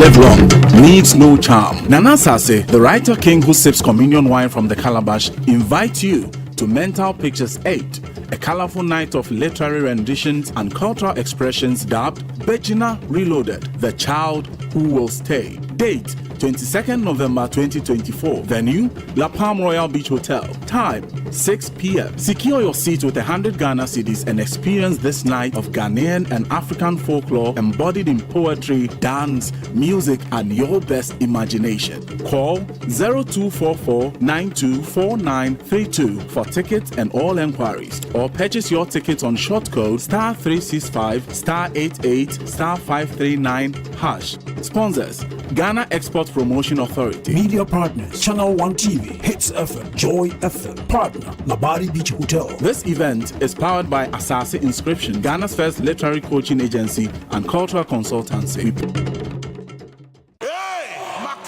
Get ready. Every objection against you is hereby dismissed. For Impact 2024 with the Archbishop Nicholas Duncan Williams, Reverend Dr. Eastwood Anaba, Apostle Joshua Selman, Apostle Isi Igeneba, Bishop Dr. Bernard Ojiri Asari, and Reverend Dr. David Entry. November 24th to December 1st, 9 a.m. and 5 p.m. daily at Action Chapel International, Prayer Cathedral, Dominion Arena. For inquiries or past information, call 059-230-0069. In the heart of our communities, change is not just a dream, it's a promise. I don't have to worry about rising costs and taxes. Dr. Baumia's flat rate tax system is a breath of fresh air. It means I can keep more of what I earn and invest back into my business. I've seen so many changes in my lifetime, but what matters most is to feel secured. Dr. Baumia's initiative for the elderly is to make sure we are not forgotten. He's giving us the exact care that we deserve. With digital skills training, I am no longer worried about the future. Dr. Baumia empowers us to thrive in a digital world, making us ready for tomorrow's jobs. Job opportunities are crucial for my generation. Dr. Baumia is committing to creating job opportunities and entrepreneurship. With his vision, we can build our dreams. Together, we can transform our nation. Dr. Baumia's plan arranges policies. They are pathway for prosperity for every Ghanaian. It's time for leadership that listens and acts. A vision for all of us, where every voice matters and every dream is possible. Vote Dr. Mahmoud Baumia. Essuroho. Vote number 1 on the ballot.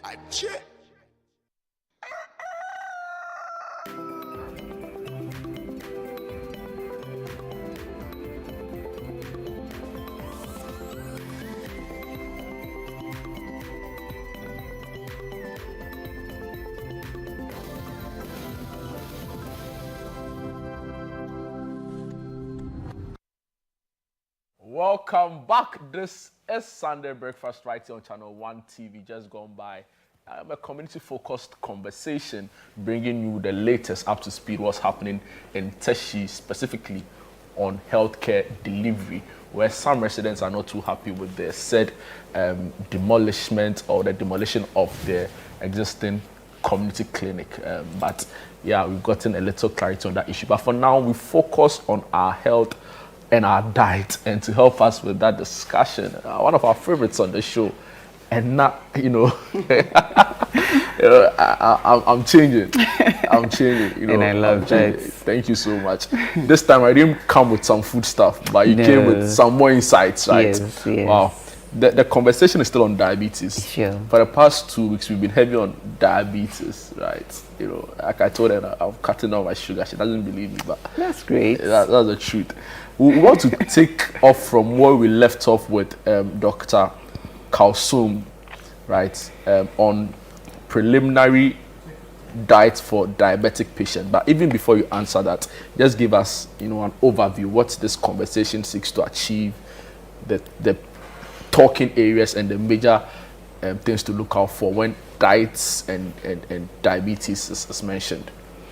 Okay, so diabetes has to do with elevated blood glucose levels, and most of the impact on blood glucose has to do with dietary intake, like food intake, okay? So one of the major factors when you have to control your blood glucose level is to watch your intake, okay? Because when the food is consumed after hours, some take 1 hour, others 2 hours. The food is turned into glucose, especially when it is carbohydrate, okay? And it is made available in your bloodstream for absorption into your muscles. Now, when this, when your insulin, or when you don't have enough insulin to put up the sugar level into your muscles, or when your pancreas is not effective anymore, then the food you ate that is now become sugar is still maintained in your bloodstream, and prolonged elevated blood glucose causes a lot of harm. When you have to talk about or think about your dietary intake in relation to diet, in the clinic area, we have a concept, okay, where we will always encourage patients to choke their gutters.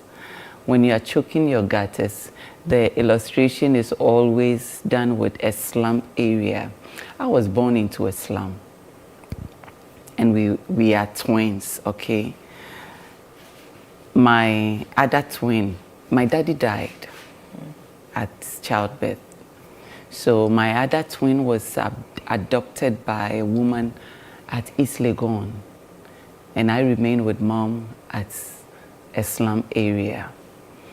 We love ourselves, so we are mostly crowded in the rooms in the community. Sometimes we litter around, so our gutters are constantly choked. When it rains, in my community and my sister's community, which place gets flooded easily? My community, right? Obviously, yeah. So in my community, it will take you about 1 week for the place to dry. Really? Yes, because the water will have to go slowly. Other stuff are choking it. So you will see the water in the gutter for weeks if you are not even lucky. If you are in a rainy season where once or twice a week it is raining, then the floods cannot be controlled. Okay. In my sister's community, when it rains, give yourself 1 or 2 hours. You go there, see if it hasn't rained. Whoa. Everything is gone. Okay. So when we are choking our gutter, we use this illustration in my community, the slum, where the food you eat should have other factors to hold the sugars and release it slowly, like the way it will be released in the slum area. I don't know if you are getting the picture. And how do you choke it? You choke it with protein, you choke it with increased fiber, you choke it with good fats. So with this understanding, when you have a plate of meal, you ask yourself which one is the protein, which one is the fats, which one is the fiber. When the food, let's say when you're eating plain rice with gravy and chicken, this is not choked enough. You have plain rice, and normally in Ghana the rice will be more than the gravy. Even the gravy is a simplified form. We have blenderized it, so it is very smooth and we like it that way. The only factor here is the chicken.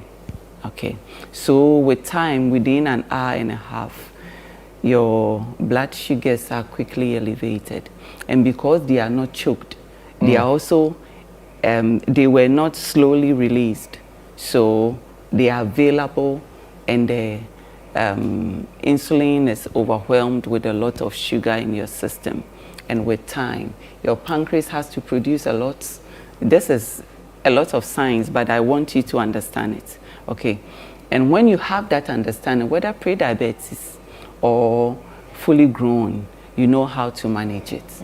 Okay, so choking your gutters is trying to give your self slow release of your blood sugars in a way that doesn't overwhelm your pancreas, which when you are pre-diabetic, it's impaired already. If it is impaired, it means the function has come down a little, so you are unable to absorb the available sugar quickly. So therefore, what do you have to eat? You have to eat high fiber meals, and you have to eat a little high protein, regular, higher than what you take, and make sure there is available amount of fat, good fats. Okay. So in our Ghanaian community, if we talk about diabetes, everybody is afraid of what to eat. But having the right understanding of what to eat and how to compose your meal with increased exercise for diabetes management with your medication is the way to go. Wow. So what you eat, especially when you are treating for diabetes, is important. Very. Wow. How then do we plan a meal, Okay. you know, with our local food? Okay. So like with what I said earlier, let's go back to my fufu. I would ask you to give me your meals. Then we plan it like a diabetic person. When we did the menu composition months ago, we all talked about the protein, we talked about fats, we talked about carbohydrates. And we are supposed to ensure that when your blood glucose are constantly elevated, it means that you don't have to give your body or inject more carbohydrates. Okay. Because your system is not able to efficiently help with the absorption of blood glucose. Okay. So reducing your carbohydrate intake is very essential, and increasing the fiber in this carbohydrate is even more essential, so that when you have taken your carbohydrates, it is not readily available. It has hindrances, so it breaks down and it's constantly releasing the sugars, unlike the East Legon where my sister is, where when the sugars are available and when it rains, the gutters are easily dried. Okay, this one we don't want fast elevation, we want constant supply so that your energy level is constantly assured. Okay, when you take a meal that raises your blood sugar level quickly, your system is overwhelmed. You have to produce a lot of insulin. You have eaten, but you'll not be satisfied. You'll be tired, especially when your insulin, or when your system is impaired already. You are unable to just pull it into your muscles. So making sure that your starchy carbohydrates are reduced and that portion being filled with fiber is the way to go. Right. So let's say that I am taking kinke or fufu, starting with my fufu. So if I reduce my fufu, like we said, a regular for me, I will increase the vegetables that I'm eating with my fufu. Most of the time when we are eating our fufu and we say eat with vegetables in your soup, we will appease our conscience and give maybe one gardeners and one okra, but there's vegetables in there. But if you are going to take about 4 or 5, depending on who you are, okay, diabetic meals are always personalized. Okay. That my sister had diabetes and doctor said she should eat this, and now I also have diabetes, so I am learning from what my sister. That's a no-no. It's a no-no because your systems are different, okay, even when we are twins, okay. So making sure that the gardeners is enough, the okra is enough, and the meat is enough, or fish is enough, with a little fufu is the way to go, okay. And starting with the fact that you have to eat the vegetables before you come to the fufu as a reward for a fufu lover like fufu me. Is a reward. Yes. Because when the fufu finishes, I would want fufu, I will not eat the gardeners. Okay. And you feel sad. You meet a patient. There was a patient last Thursday, and you see depression all over. Because I have been told, don't eat this, don't eat this, don't eat and this, that's what they like. that. And that is what she has been told by, unfortunately, people she thinks no.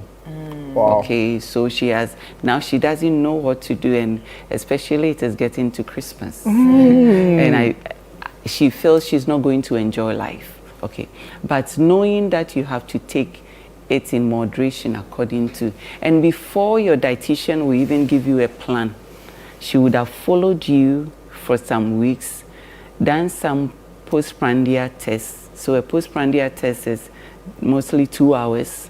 So if I love fufu, before we agree on a size, she would have reduced for me, and 2 hours check my sugar level.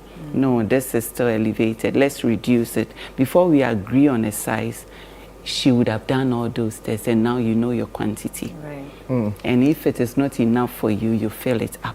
If it is wachi, the same. If it is ampesi, you see I have some ampesi around. You see that you have a lot of the abum with maybe one. That fish there is not kobe. It's fish. Salmon. Yes. So with that, and that is abum, okay, because you have to reduce the fats in there. If you stew your sauces, they absorb a lot of fats, and so they are not healthy for you. So as much as possible, if it is practicable, we go for abum. Okay, so having that understanding of eating your fufu, you apply the same to your ampesi as well, to your kinky. So you end up seeing there is a bangkun with some fish and vegetables.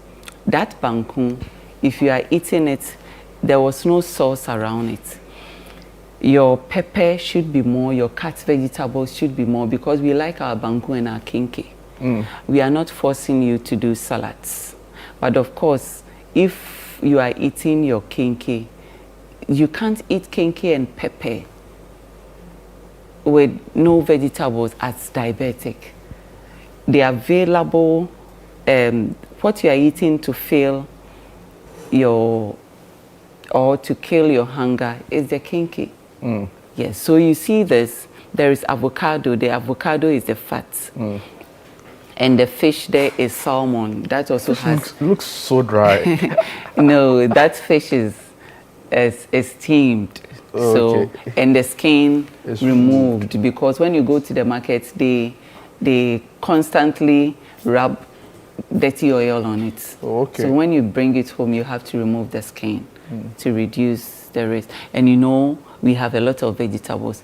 And that bangkun, after eating the avocado and the vegetables with the fish, you might eat half of that bangkun.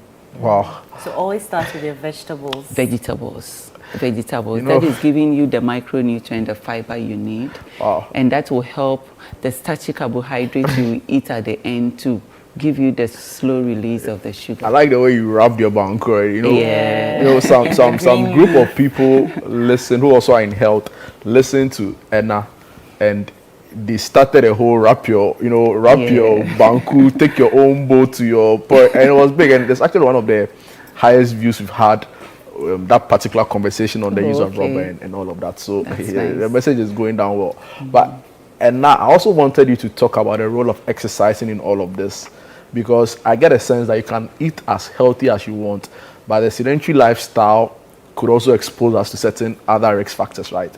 So what's the role of exercise, physical activity, when it comes to health, diabetes, and diet?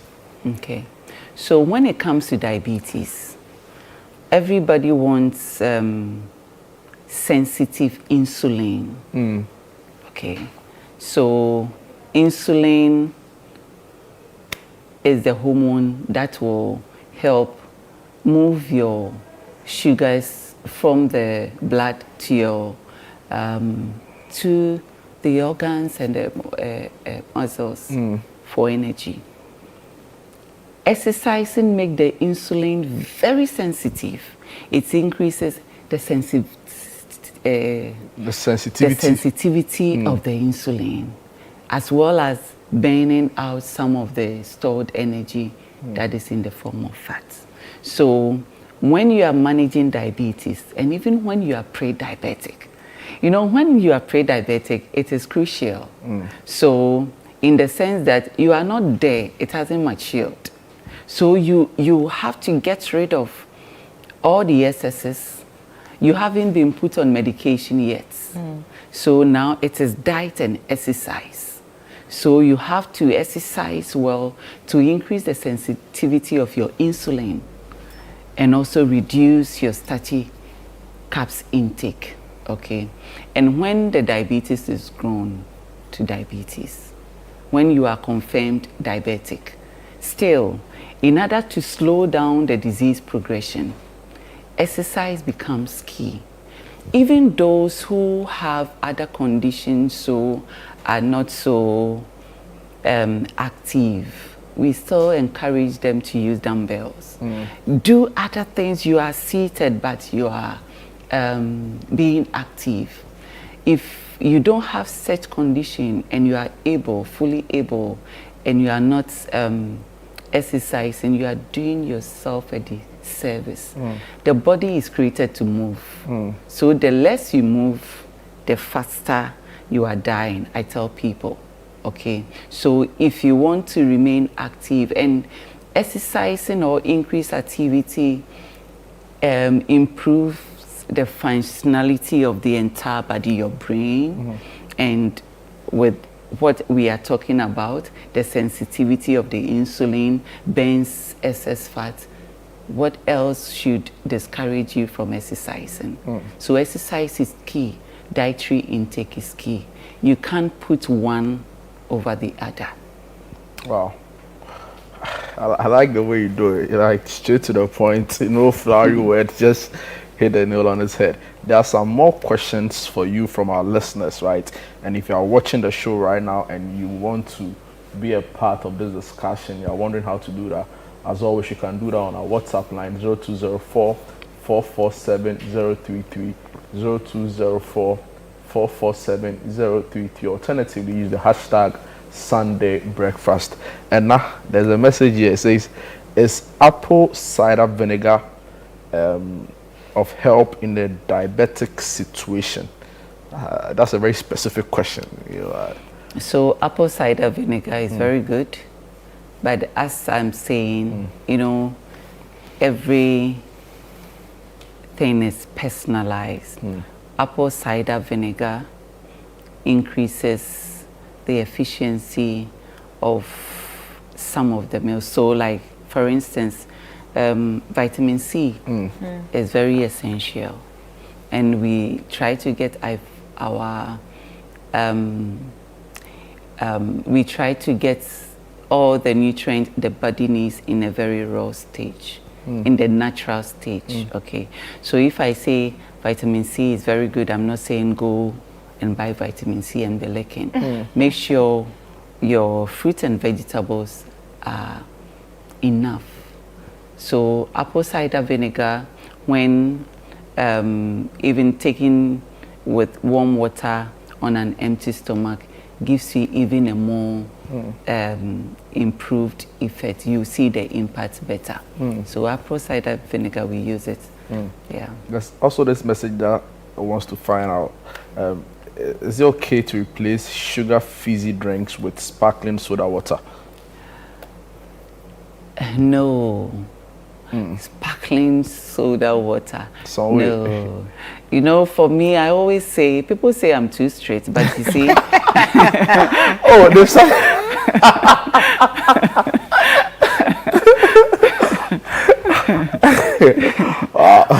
Yeah, but no, see, let nature take care of itself. True. Nature always preserves nature. Once in a while, yes, but you go and say yes, and somebody depends on it daily, and you see the negative impacts. So go for water. Go for water. You can put your apple cider vinegar in your water. Sometimes people are not able to take plain water, okay? You can put other spices inside, and they are all healthy. They will help you rather than the sparkling ones. And then, yes, before you go, fruit and vegetables, okay? We do more vegetables and reduce fruits. There is something going on where everybody is trying to do smoothie. Next week, we'll talk more about smoothie. Okay, but when we are doing fruit as diabetic or pre-diabetic, you have to be adding vegetables to your fruits.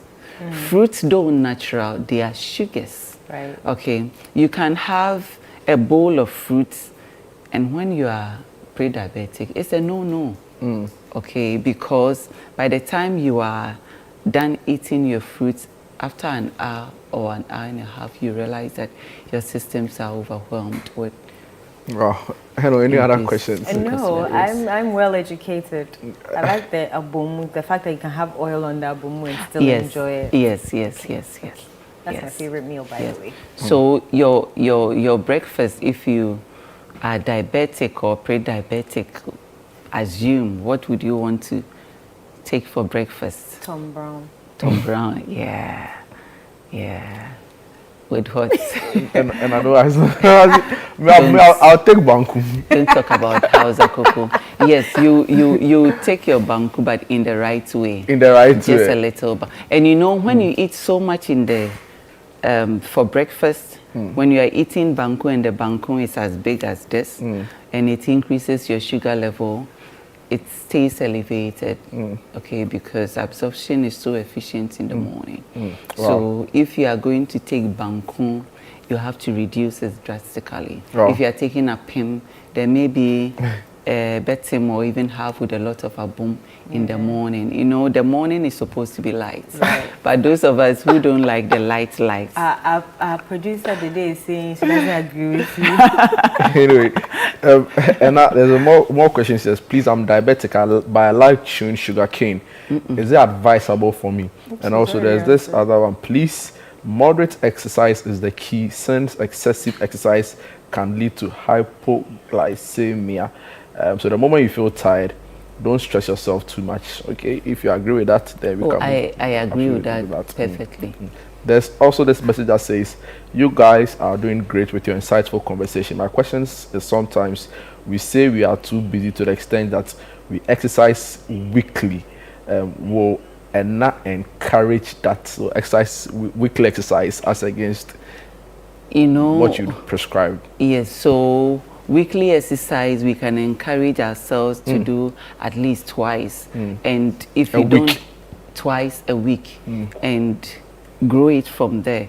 And in your daily schedules, when you know you haven't had enough time for exercise in the week, speed up. When you are walking, choose to walk. Be deliberate about your exercise. Wow. So back to the first question. The sugar cane is a no. It's a no. There's too much sugar. It's a no. Wow. Yes. And now, thank you so much. Thank you so much. I think you brought clarity to the conversation, because a lot of people were not sure what to eat, how to eat, when to eat, and I think you've answered that conversation for us. Just that the pictures you brought, I'm salivating. So next time, you should come and cook on the show for us. I will. We'll start the show with you cooking. By the time we reach your segment, the food will be ready. I'm going to eat and enjoy. Angela, Dede, please, you have to make it happen. I can't be watching these pictures. Yes, the smoothies, and, so that we know what to put inside and what not to put inside. And now, thank you so much. Most welcome. And now, this guy is a registered dietitian with Adverts Consults. They provide all sorts of services when it comes to planning your diet, how to eat, when to eat, as well as other services that will be of interest to you. So you can reach out. And before you go, maybe those, I get a message a lot. Those who want to reach out, really.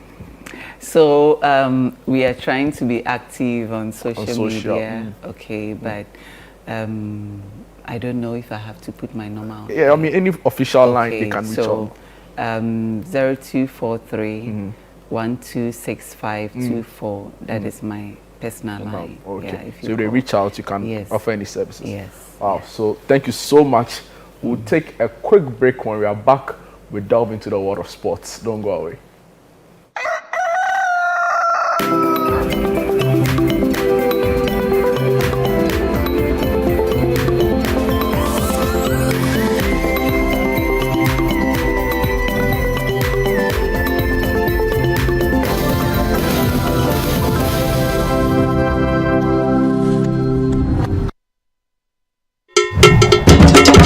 Who will live long needs no charm. Nana Sase, the writer king who sips communion wine from the calabash, invites you to Mental Pictures 8, a colorful night of literary renditions and cultural expressions dubbed Bejina Reloaded, the child who will stay. Date 22nd November 2024. Venue La Palm Royal Beach Hotel. Time 6 p.m. Secure your seat with 100 Ghana cedis and experience this night of Ghanaian and African folklore embodied in poetry, dance, music, and your best imagination. Call 0244-924932 for tickets and all enquiries, or purchase your tickets on short code *365*88*539#. Sponsors: Ghana Export Promotion Authority. Media partners: Channel 1 TV, Hits FM, Joy FM. Partner: Labari Beach Hotel. This event is powered by Asase Inscription, Ghana's first literary coaching agency and cultural consultancy.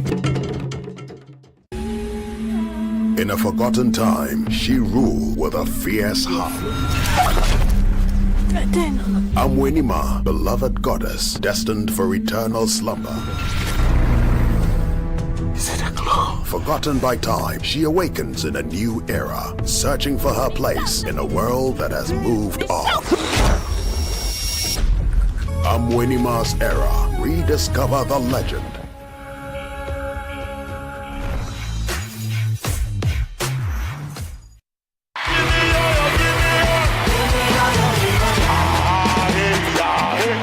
Get ready! The Harvest Chapel International Overcomers Convention is here! It's a week of the word and demonstrations of God's love and power. Theme: Wisdom for Building the Church. And God's servants ministering are Prophet Eric Oklu Parsley, Living Fountain Baptist Church, Bishop Ewusi Brookman, Rhema Calvary Center, and Dr. Michael Bwedi Nyamiche, Makers House Chapel International. And it's hosted by Reverend Fitzgerald Odonko. Prepare your heart, soul, and mind, and let's meet at Tehila Temple, Harvest Chapel International, South Tesano, from Tuesday 26th November to Sunday 1st December, 6 p.m. each night from Tuesday to Friday, and 9 a.m. on Sunday. Song ministrations will be by the Harvest Gospel Choir, and Wonyam and Calvis Hammond. Make time to be at the life-transforming Overcomers Convention 2024.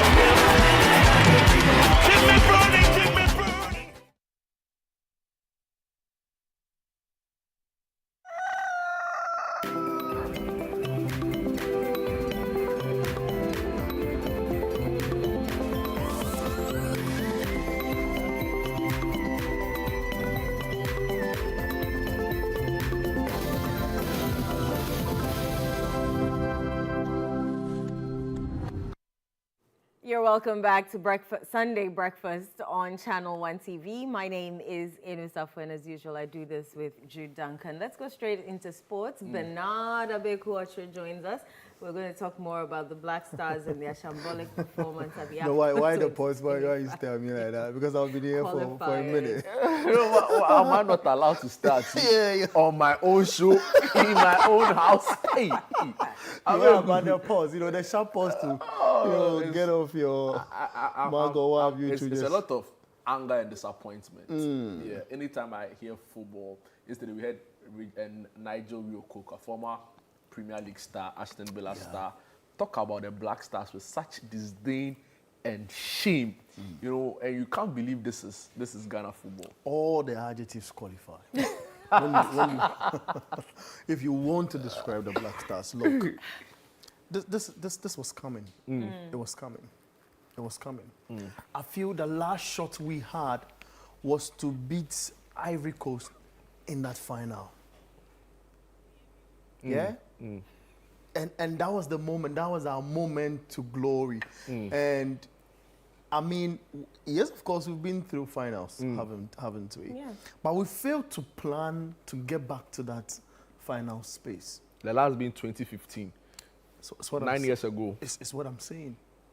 If you want to even do numbers or years or what have you, the last time we won an AFCON, all of us on this set were not existing. Yeah. I'm sorry. No, but that's it in plain words. Over 40 years ago, look, we want to still be young and enjoy our Black Stars. Everybody involved in this production wasn't born. That's the point. Great. Like, I take a, you know, I take Please, a our quick glance. executive producer was born. Executive producer Samuel was? Atamin. 101%. He witnessed it, yeah, definitely. So I feel that the pain cuts across. You know, for some situations, in some situations, it's the Gen Zs that are suffering from not seeing a lot of glory. But then it extends. Yeah. What have we done wrong? We've hired poor coaches. We've managed our Black Stars poorly. Watch this. Our Black Stars Management Committee now, the Black Stars Management Committee now, is non-existent. Why do I say this? It's left with only one active member and the GFA president following the Black Stars. And if you want, the vice president of the FA. Because the people that formed that committee do not understand why certain things are happening. And they feel that because of our poor decisions that we made, in, for example, choosing to give one person $100,000 for just going to the World Cup, not paying for accommodation, not paying for flights, not paying for food, to go and stay, watch the boys. When the boys begin to say, we've not been paid, they go in there, talk to them, sometimes create tension. And they come back and they have been given $100,000. So let me get you correctly. Following that really embarrassing display against Angola, where do you stand? Do you think that we need a complete reset in that the Football Association president and its executive committee should be all made to resign so we start fresh again? Do you think Ket Okreko should go? I can sit here and say Ket should go, but it's the clubs that form the FA and the clubs decide who they want to be their president. Should we risk a FIFA ban in that we force government through sustained pressure to make changes in our football, take the FIFA ban? Because you're not even going to the AFCON anyway, right? Maybe that may affect our World Cup qualifying, but we can find a way around it. So should government get involved and say that this administration has overseen our worst performance ever for a national team, so they should be forced out? Do you think that should be the focus? No. The last time we tried, during the expose from Anas Army or Anas, it got us where we are now, isn't it? Zimbabwe did it, and they are going to Morocco now. Yeah, they did it. They did interference, a bit of governmental interference, and then they go, you know, in the ditch, or if you want, in the dark, and then come back shining. They are going to Morocco 2025. The last time we tried, because of how we make decisions with, or we take decisions for our Black Stars, or what have you, we are more centered around the money, yeah, than putting in structures that would help our game excel. Should we, all we need, then you ask the question, what do we need to do? We need a good coach. A coach that is not going to allow interference into our Black Stars. So Otto out. Otto but out. Can we sack the sad story. But you see, that's why I disagree with you. That's a sad narrative. I don't intend to catch you, but that's why I completely disagree with you. Now, you look at all that's happened, right? The number of AFCONs we've been to since 2021, or since Ket took over, all the competitions, including the World Cup. World Cup, yeah. The only constant, and we've been last in all the groups, including the AFCON qualifiers. Absolutely. Well, you can say the outliers that we went to the World Cup, but that was even by chance and luck. No, we are downstairs. We agree we are downstairs. And that was even Otto who took us to the World Cup. Yeah. The only constant in a series of disappointing display by the Black Stars is the FA and the FA president. So how then do you say Ket should go? How then do you say Otto should go, but Ket shouldn't go? There's a disconnect. A football team is managed by a coach or a manager. Yeah. When a manager seems to get things right, the whole structure that is making certain decisions and getting them wrong, the coach's performance overshadows everything. Because it's the team first. There's a team that's the engine of a football club, or if you want, if we take our Black Stars as a national identity or our FA as a national ID in terms of football in the country, it is the Black Star that is its premium product. So if we want to paint a picture, if the Black Stars start doing well, people forget about the Ghana Premier League not having a sponsor, and the Ghana Premier League not played on good terms, and what have you. And then the shine will stay there. I'm talking about Black Stars. That's what I'm saying. That's what I'm saying. So should we say Ket has managed the Black Stars as a product? You are saying very poorly, so he should go. You know, I'm saying that we can see and say Ket should go, but look, Ket and he being the FA president is decided by our clubs at Congress. So football people. So football people. So the moment government interferes, there's a ban. There's a ban directly from FIFA. So take the ban and research your football. It is risky. Get more qualified people. The last time we tried to use a ban to distract our football, if you want, to disrupt whatever activity that was ongoing in football, it took us, you know, we went on a deep dive. Retrogressed. Yeah, but we can't sing. That's where no, but the point is that we can't sing worse than this. We can't go further down this right. We are at the lowest we could ever be. That's what I'm saying. That get a good coach. Our players are performing in Europe. But look how we treat our players. Our coach, for example, Otto makes a decision to drop what's his name, Thomas Partey. Yeah. Why? Because he questions his commitment. Thomas Partey's commitment. This guy, does he know the history of Ghana football or Ghanaian football? I mean, he's played in the team before, so I'm sure he knows a thing or two about what he used to play for the Black Stars. He was part of a group that went to complain about when they were not paid in time past. and he knows. Which year was this? During Samuel Seko for you know, forgotten the year in specific, but yeah. My point is that look, this guy should not have been the Black Stars coach. He's not. He does not take good decisions. But should Ket have been all transfers the players feel is denting. Yeah, and he's not well organized, even though he looks it. I'm not here to attack his personality, but what I'm saying is that, like I mentioned in Harvey Renard yesterday, and I was making the analysis that we went very close to him. He was our physical trainer. But who appointed the coach? So the appointee of the coach, shouldn't that appointing power take as much of the blame? They should. So Ket out. No, Ket decides to form what you call a management committee or a committee to look for a coach. Even though he heads the committee, he steps aside. The committee makes a decision. Look for 5 people who they feel, in our last search, who they feel can stand for the job. Then, well, internally, things happen, and all the 5 guys that were listed as a final list for selection were scrapped off. Then the decision to bring in Otoado, because it does not take that committee alone. And I'm saying that the government which you are calling on takes part of this decision making. Why? Because they pay the coach. Wow. I know. So then they tell you that we want a Ghanaian. We want a Ghanaian to be the Black Stars coach. And the Ghanaian comes in and we have a presser today at 4:30. What is Otoado coming to tell Ghanaians? People are saying he should resign. What do you think he's coming to tell Ghanaians? He has nothing to say. We'll try as hard as possible. We'll win. We'll make the nation proud. Even though, But I'm expecting. We'll make it to the World Cup. See, I'm expecting. And we can't sack him up on to maybe wait for March to take a decision. Because then again, I repeat, contract issues.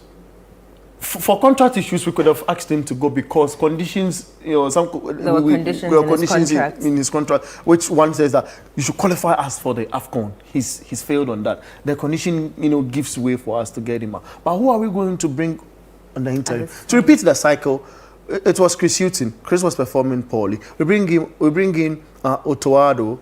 And even before that, I was CK Akuno. We brought in Milovan Rajeva. And it's like a chain. We don't so know the what person who is the same responsible problem. for that chain. So that's the point. So you are making my point. The person who the only constant. It's not an individual. It's not an individual. No, I'm coming. So the only constant in the series of disappointing coaches is Keto Kreku. Look, so and I'm saying that back stops with him. I'm coming. So the back stops with Ket. True or false? When it comes to the Black Stars and appointing of coach, it does not. It extends to the government. They can make a list and send it to the government. So who take this? In what instance does the back stop with Ket?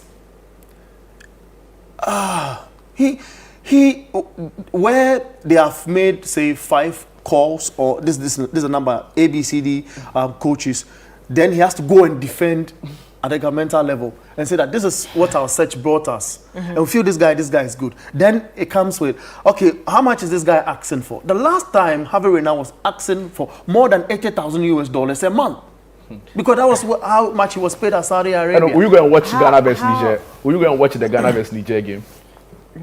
You no, say what is on your heart. Say what is on your chest. Say it with him. Regardless of how angry I am at the performance of the Stars, I'm still Ghanaian. True. I'm still Ghanaian. Fair. I'll still watch them, but Fair. I won't watch them with as much anticipation as I normally And do. Like, you see enthusiasm. me fighting on Twitter that whether you like it or not, the Black Stars are qualifying, but now I can't even say it with my chest out because I'm scared of the results. They will surprise me one day and I'll have a mini heart attack. Yeah. But how do we remedy this situation? Get a How good do we coach. Get a good coach. I keep Not a good FA president. Get That is where I digress with Abeku. But I don't think Abeku is saying that the FA president shouldn't go. Hold on. The FA president should he go or decision should he to go? bring him in is taken by the clubs. Should the FA president go So or should should he he go go? or should he not go? I feel if you put his performance on table, look, if you put his performance on table, if I'm a club person, I would say he should go. Yeah, so he should go. If I'm a club person, like I'm still in club football proper. I will, if they even send me, you know, when it comes to they send you to go and vote when we have. So as a sports journalist, should he go or should he not go? As I say, he should go. If you look at our Black Stars and our performance, he should go. So at what point should he not go, or what should be the consideration for him not to go? There's no consideration. He should go, but it depends on the clubs. That's what I'm saying. I'm not here saying that he should stay. What I'm saying is that it lies with the clubs, the doorsteps of the clubs, our football clubs. Indiana Stars, Kotoko, Accra Heart of Folk, Dreams FC, all of them, Nations FC. Nations But FC. Razak Simpson, how good was he in that game? Excellent. That's why I was saying that we should give a quota to the players that play at club level here in our football. When we're able to do that, they play with certain aggression. There are a lot of scouts around who are watching the Ghana game. Their interest is to sign a player for a proper football club out there. You get it? And they believe they are talent here in Africa. So get a Ghanaian. If there's a quota, you get 3 Ghanaian players starting from Adriana Stars. If I mention Dreams, people will sink me. So from Young Apostles, from Accra Lions, let them play. Right. Let them play with aggression.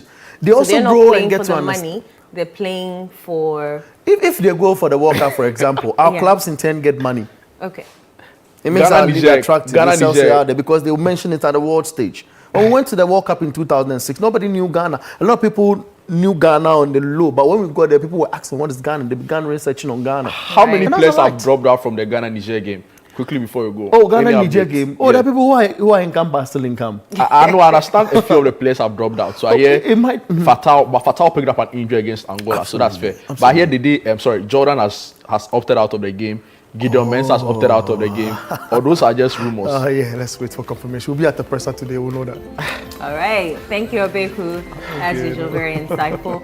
But that's our show for you today. Thank you for watching. Do join us next weekend, bright and early, for weekend breakfast on Saturday. Bye. Bye-bye.